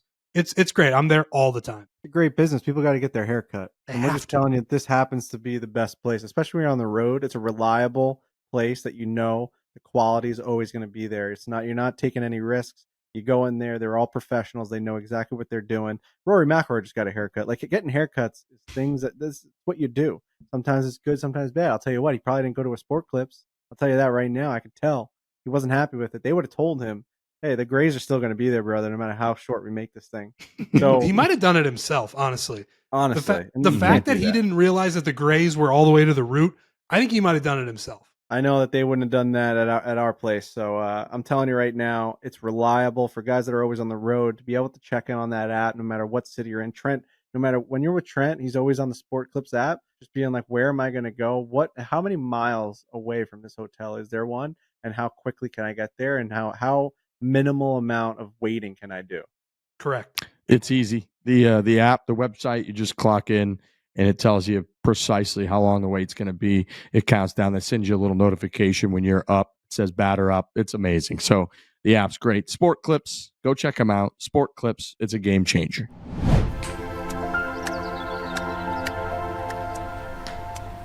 This is what keeps Bryson up at night. Didn't he say he wants to play on a flat golf course to see who the best golfer is, because he's done all the he has done all the calculations to hit a ball perfectly straight, and every single putt would go perfectly straight, but it's all the things that are outside of his control and his realm of control that he thinks is why the ball doesn't go in the hole. That's exactly what keeps him up at night. He, to his knowledge, does everything scientifically perfect. And it's all the other factors as to why the ball doesn't go in. He said like, he literally said that. I do enjoy that Bryson wants to have a tournament in a vacuum. He wants to do a golf tournament where it's just perfectly flat. There's no wind. There's no rain. And he's just like, and every hole is like 485 yards, dead straight, dead flat, square green.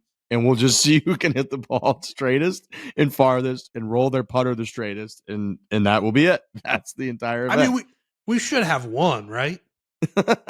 Let's have one. Basically, like, he should play in TGL and just have everything just be flat. TGL, all the settings are just like flat. They're perfect. Green's flat. You hit right into, if you hit into the screen dead center, it's just going to go dead center. Be an interesting experiment for sure. Congratulations to the Spieths. The Spieth family has welcomed a new child. Right. Was it what was the name? Sully. Do you remember the name? Sully Spieth. Sully Spieth. Welcome to the family. They got to force him now, right? I believe he's got 2 children. They've got 2 children. So congratulations to the Spieths. It'd be nice to see Mr. Spieth make a run. This week.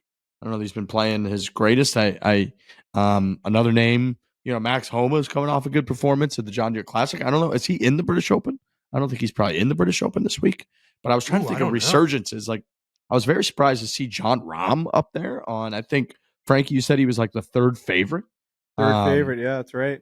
It's like over the last couple of years since he went to live, I feel like we haven't seen him.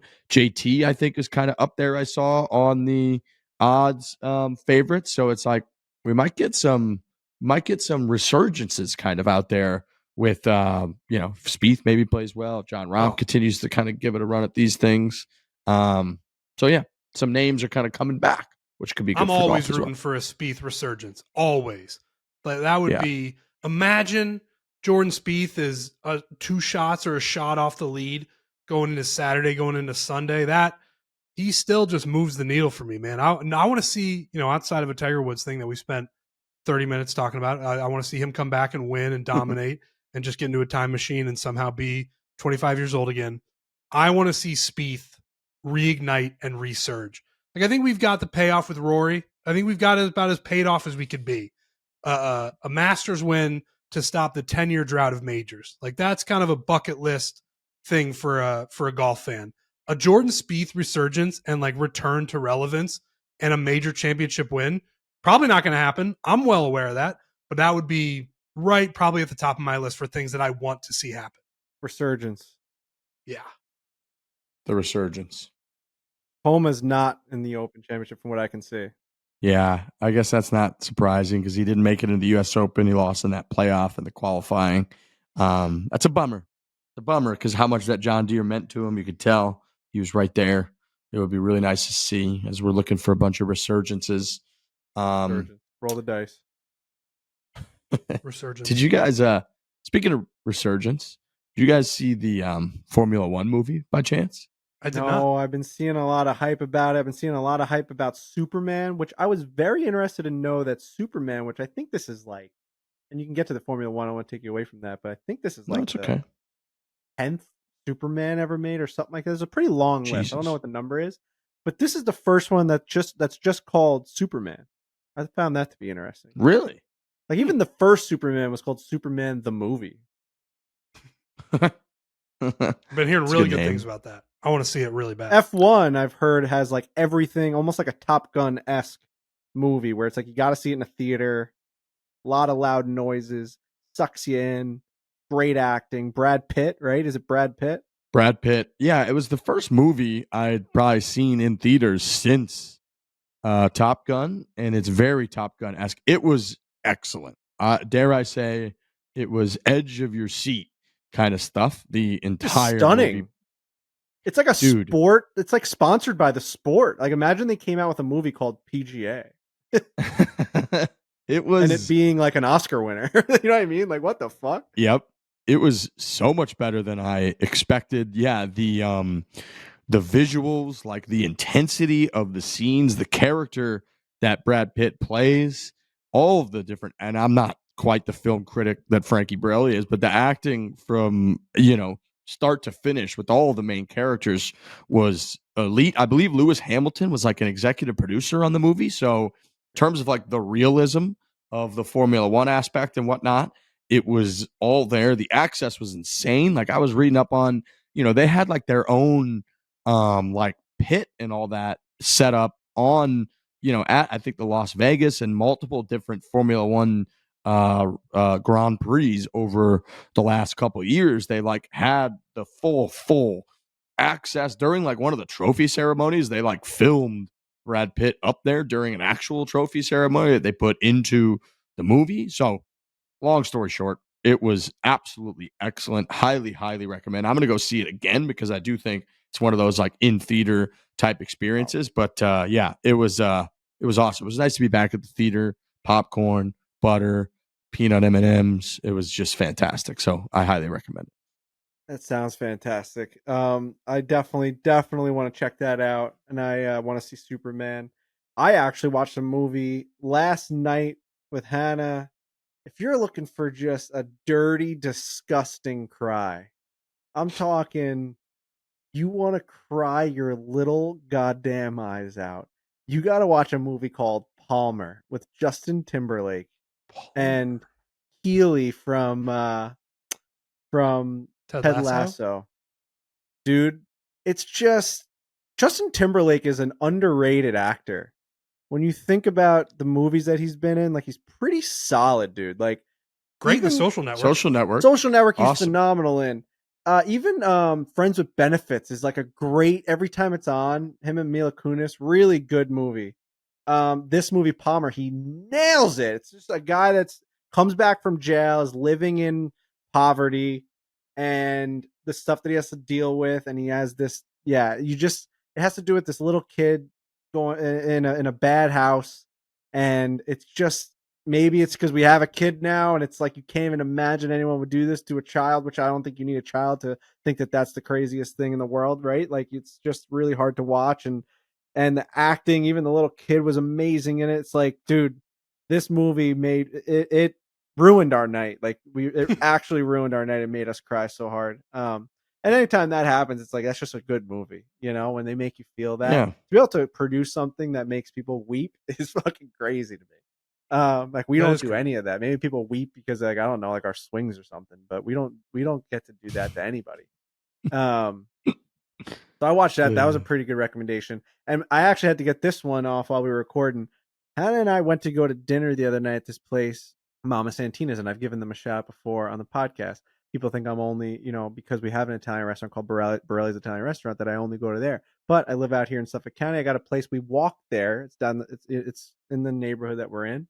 We walked down there and we were eating dinner outside. We had the baby with us, and this guy drives by and he goes, "Frankie, congratulations." He's in this car in the parking lot. "Frankie, congratulations. You too. Very cute," and drives away, right? We eat our dinner. The waitress comes up laughing. She's like, "Do you guys know a guy named Brian Caulfield?" And I said, "I've never heard that." "No, I don't know." And now I may be exposing myself. I'm supposed to know who he is. But I said, "No, I don't." Well, they said, "Well, he drove by and he bought your guys dinner." And I said, "What?" I was like, "What?" And he's like, "Yeah, he bought your guys dinner. Congratulations on the kid." And I was like, "That's the nicest thing in the world. Like, where is this guy?" They're like, "He's gone." And I said, "Well, did he leave his number or anything?" And they're like, "No." And I was like, "So what am I supposed to do now? You know, like I can't thank this person. So I have to say it on the podcast." Like I didn't know what else to do. I had to say thank you here. And I looked on my Instagram. No one with the last name Caulfield follows me. It was very bizarre. And so I thought to myself, like, this can't go thankless. We had a bottle of wine. We had appetizers, you know? Yeah. I think you're doing the right thing right now. So Brian, dude, like, thank you. I don't know if that's you, if that was the guy in the car. We did investigative work. We're like, it has to be the guy in the car. Who else could it be then? You know, it's like, yeah, because if it's someone else, they're at the restaurant, they would come up to you and they would say, "Hey, big fan," like whatever. But this guy did a drive-by. Love you too. So cute. Congrats on the baby. Very cute. Threw his credit card out the window to the person at the front.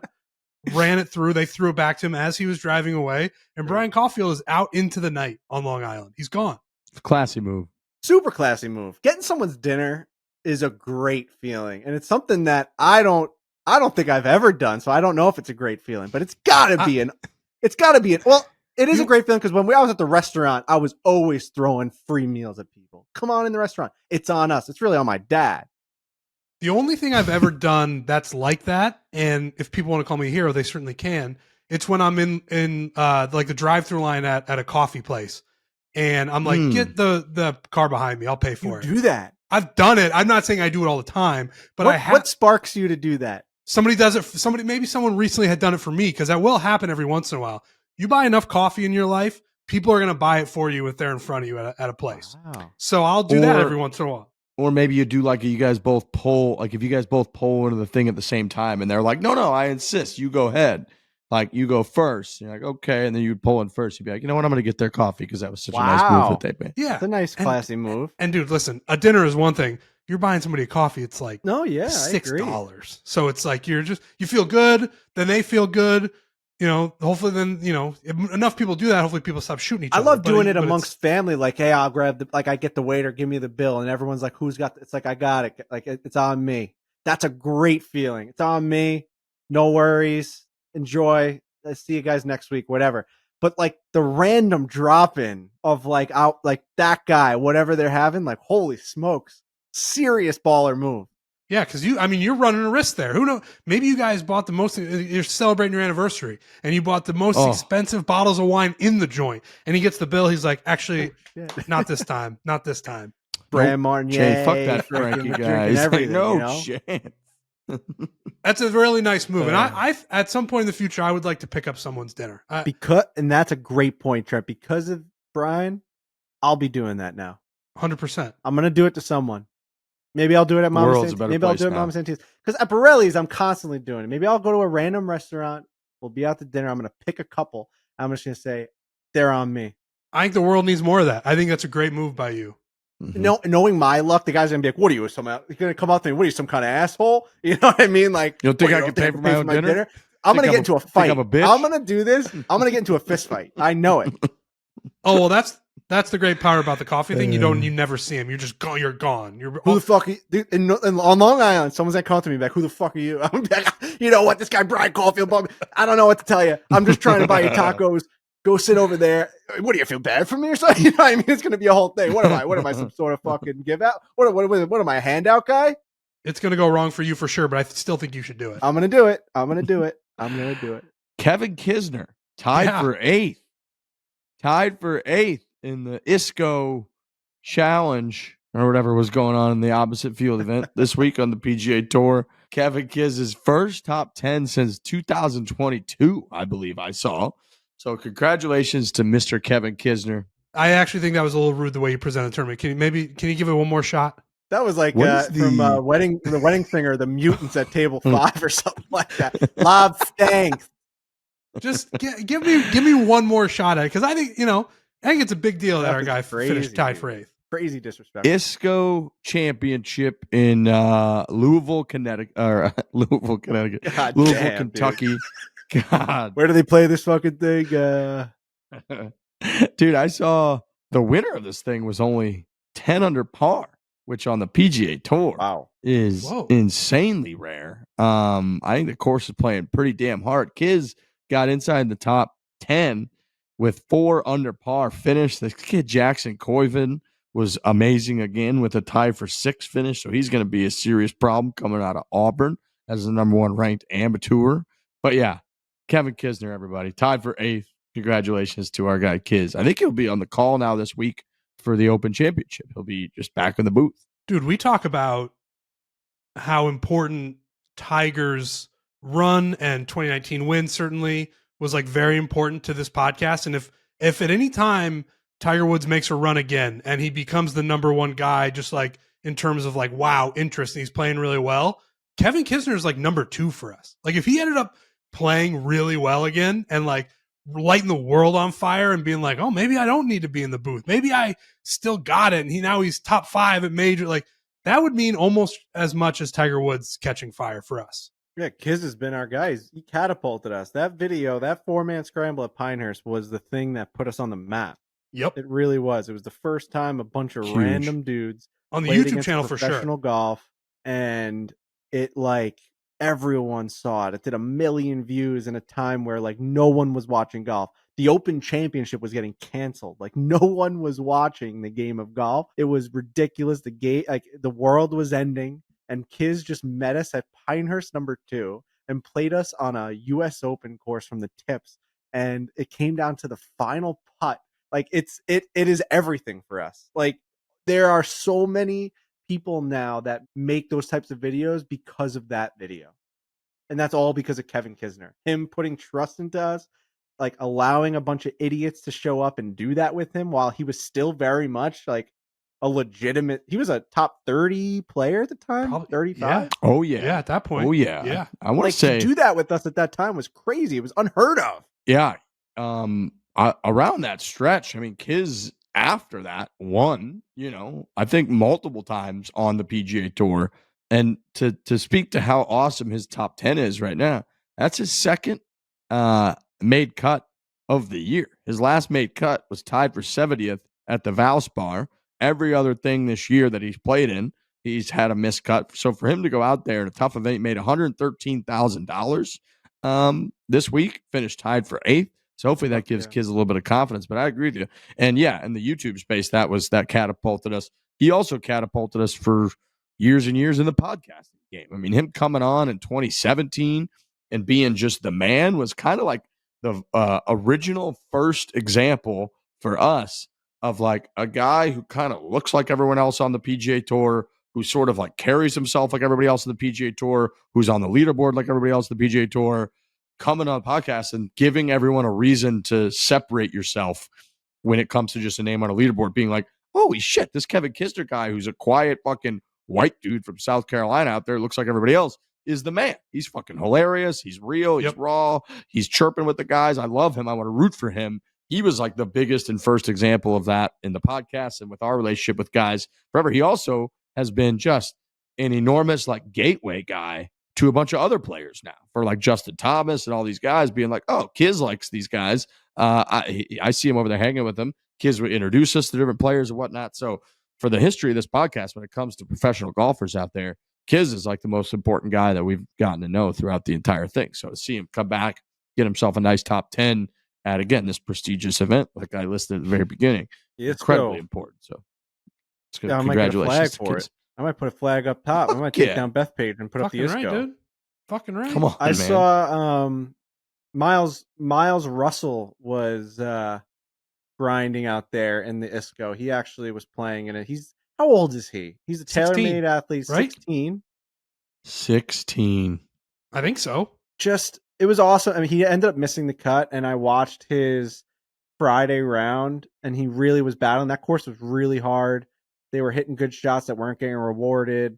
There was a lot of yardage. I don't know if it was windy, like they were like flying greens and getting stuck in bunkers. It was a tough round. Like Friday was a grind, and he was at even par, and the cut was at 1 over. He ended up finishing 3 over. But it was just cool to watch. He's a lefty, he's so young, and he's so poised. Like that kid, we got to meet him at the Players Championship.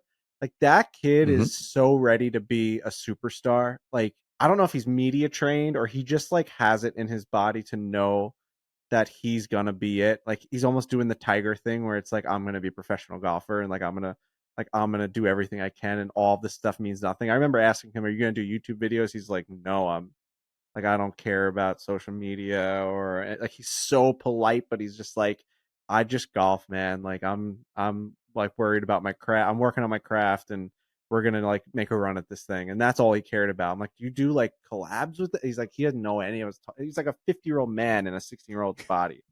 It was just cool. A little lefty that's just slinging the ball all over the place. It was cool to watch him and like get a glimpse into like what he's gonna do on tour, because you know he's gonna be a mainstay for sure. If he's playing in PJ Tour events at this rate, like he's gonna be a problem when he's 25 years old. Oh yeah. Where is he committed? Where is he going to college? Is it somewhere pretty close to home, right? Okay. God, my freaking phone died, if you believe it or not. Crazy. This Nanit app just drains the goddamn battery. Florida off my State. phone. Florida State Wow. University. Pretty good. Bold pick there, right? Yeah. Is that Brooks Koepka? Was Brooks a Yeah, I think that is No. right. That sounds right to me. Miles Russell, TaylorMade. He also wears that really cool TM hat that I forget to wear myself. I have that at my lifestyle hat? It's like that big T in the end with a little red in the top, like in between them. It's a really cool hat. Really good. I'm gonna pack that actually. I might wear that to Cypress. By the way, Trent, make sure you pack pants for Cypress. I believe it's pants only out there. Oh, that's huge. A great call. That's the biggest thing that's happened on this podcast, because I'm packed. All my stuff is packed, and there's no pants in my pack. Wow. Put a pair of trousers in there, buddy. I'm gonna put a pair of trousers in my bag, dude. That's right. That's crazy. That's a crazy call. Wow. All right. Pants only. I wouldn't have even thought about that. I mean, I was definitely getting nervous about what to wear because you mentioned it off the top, and I was like, oh fuck. Like, I mean, I have golf clothes, but you're like, it's Cypress. But I was not going to pack pants. I have no pants in my bag right now. Wow. I'm glad I remembered that. I'm very glad I remembered that. Go put some trousers in there. That would have been. I'm almost a little upset that just happened, because you want to talk about the most on brand thing to happen to our brand. We have this whole podcast. We're so hyped. We can't believe we're going, and Trent gets denied at the door for wearing shorts. I have not shown up to company dinners because I didn't have pants. Because I was so embarrassed that I was just like, I'm not even going to go. And that would have been that times like a billion. Scottsdale, what's that really sick place we went to that's got like Maple and Ash Tower? We're at Maple and Ash. Maple and Ash. We found out that we had like this private room. We were going to have a ton of food, a bunch of clients, strict dress code. We weren't sure because it was a private room, private event. We're like, maybe we'll just be able to walk them in. There was a ton of stress on if Trent could get in or not. We're looking at websites. We're watching videos. We're doing our homework. And it turns out that Trent just says, I'm done. I'm not trying, because I'm not going all the way there to be told like a child that I'm dressed improperly and I'm going to be sent home from this restaurant, you can catch me outside. I am going home now. I couldn't be at the time a 35-year-old man being told you cannot come into this establishment and eat. I couldn't. I simply, and Me, you know the other thing too, come in. who needs enemies when you got friends like these guys? Because I knew that having that go down, I would either get videoed or it would become the biggest joke on the podcast. I was just like, no way am I letting Frankie Borelli watch me get denied at a restaurant because I got my little shorts on. There's just zero. I'm not letting him have that on me. I'm not letting him take pictures of me like kind of mad at the person who's up front. Like they're like, no, you can't come in because your calves are exposed. Do you understand? For showing. I'm like, I'm staying home, and I think I got like McDonald's that night. But I slept soundly because I knew I made the right decision. Dude, we were rooting for it so hard. We knew you were going to get in. Man. And I'm like, brother, you're fine. You're fine. I'm like, it's fine. To be honest, it would have been fine, I think. Like, there were people, I think. There was a guy. No, the best was we saw that there was like a newborn, like, pooping its pants and screaming right when we walked in. We were dying. Being like, Trent couldn't be allowed in, but there's like a baby in here. All right. But yeah, no, it was that's a huge moment because we want you to play Cypress. We don't want you to get kicked out and have to drive home and not play the best golf course in the world because your kneecaps are exposed. Crazy. That's crazy behavior. So I'm glad that we got that squared away. Don't forget now, it'd be the dumbest thing of all time. I'm gonna pack. I'm gonna do it right when we're done here. I'm gonna pack. I believe that's all I have, gentlemen. That's all I got on my list. Yeah, gonna go pack the bag. Really like throw a ton of balls in there. That par 3's been on my mind for a long time at Cypress. It's a problem, that hole. The hole's a real problem. Yeah, I mean, like, how far is it?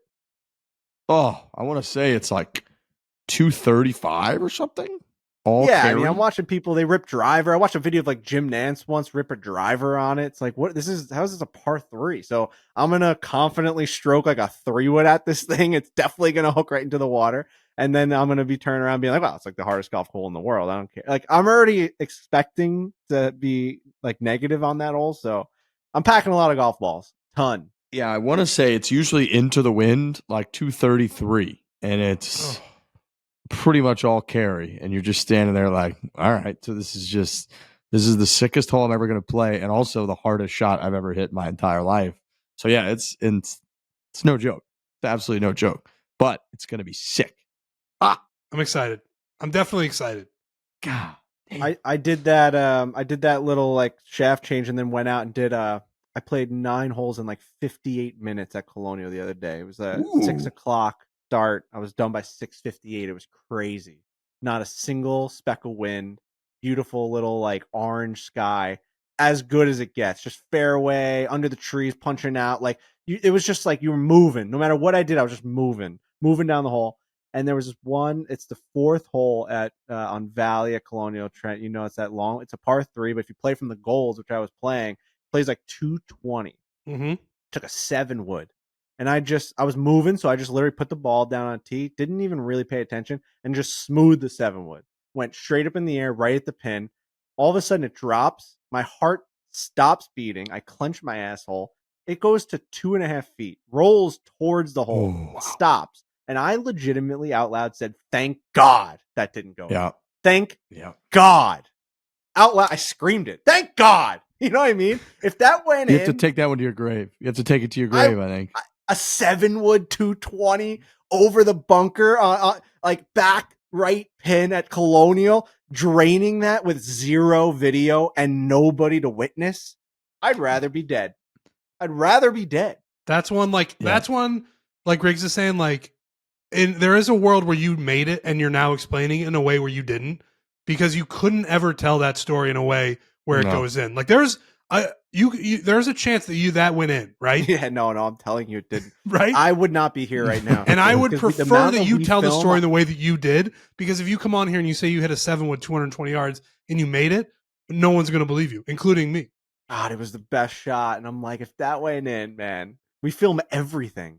And I even filmed one of those 9-hole videos the day before. I'm like, this is the one I didn't film. Oh, it would have sent me off. You never would have gotten me back. You never would have gotten me back. For sure. I get it. Thank God. Thank God you're Thank not God saying that is it went right. in. That's huge. That's nice. All right. All right. Well, we'll be back. It's Open Championship week, so a lot more to talk about. Of course, in the second show of the week, this is gonna be a wild week, especially for me. I think for me, first and second round start at like 10 p.m. my time, at like Wednesday night at 10 p.m. or something. So you guys will actually be out here for that. So get ready for that. But yeah, it's Open Championship. A lot more to talk about. So stay tuned for Thursday's show. We'll keep you, I'm sure, updated with a lot of stuff on social from our week out in California. That's a bucket list kind of week. So thanks for listening. We'll be back on Thursday. Hit it hard. Hit it hard. Hit it hard.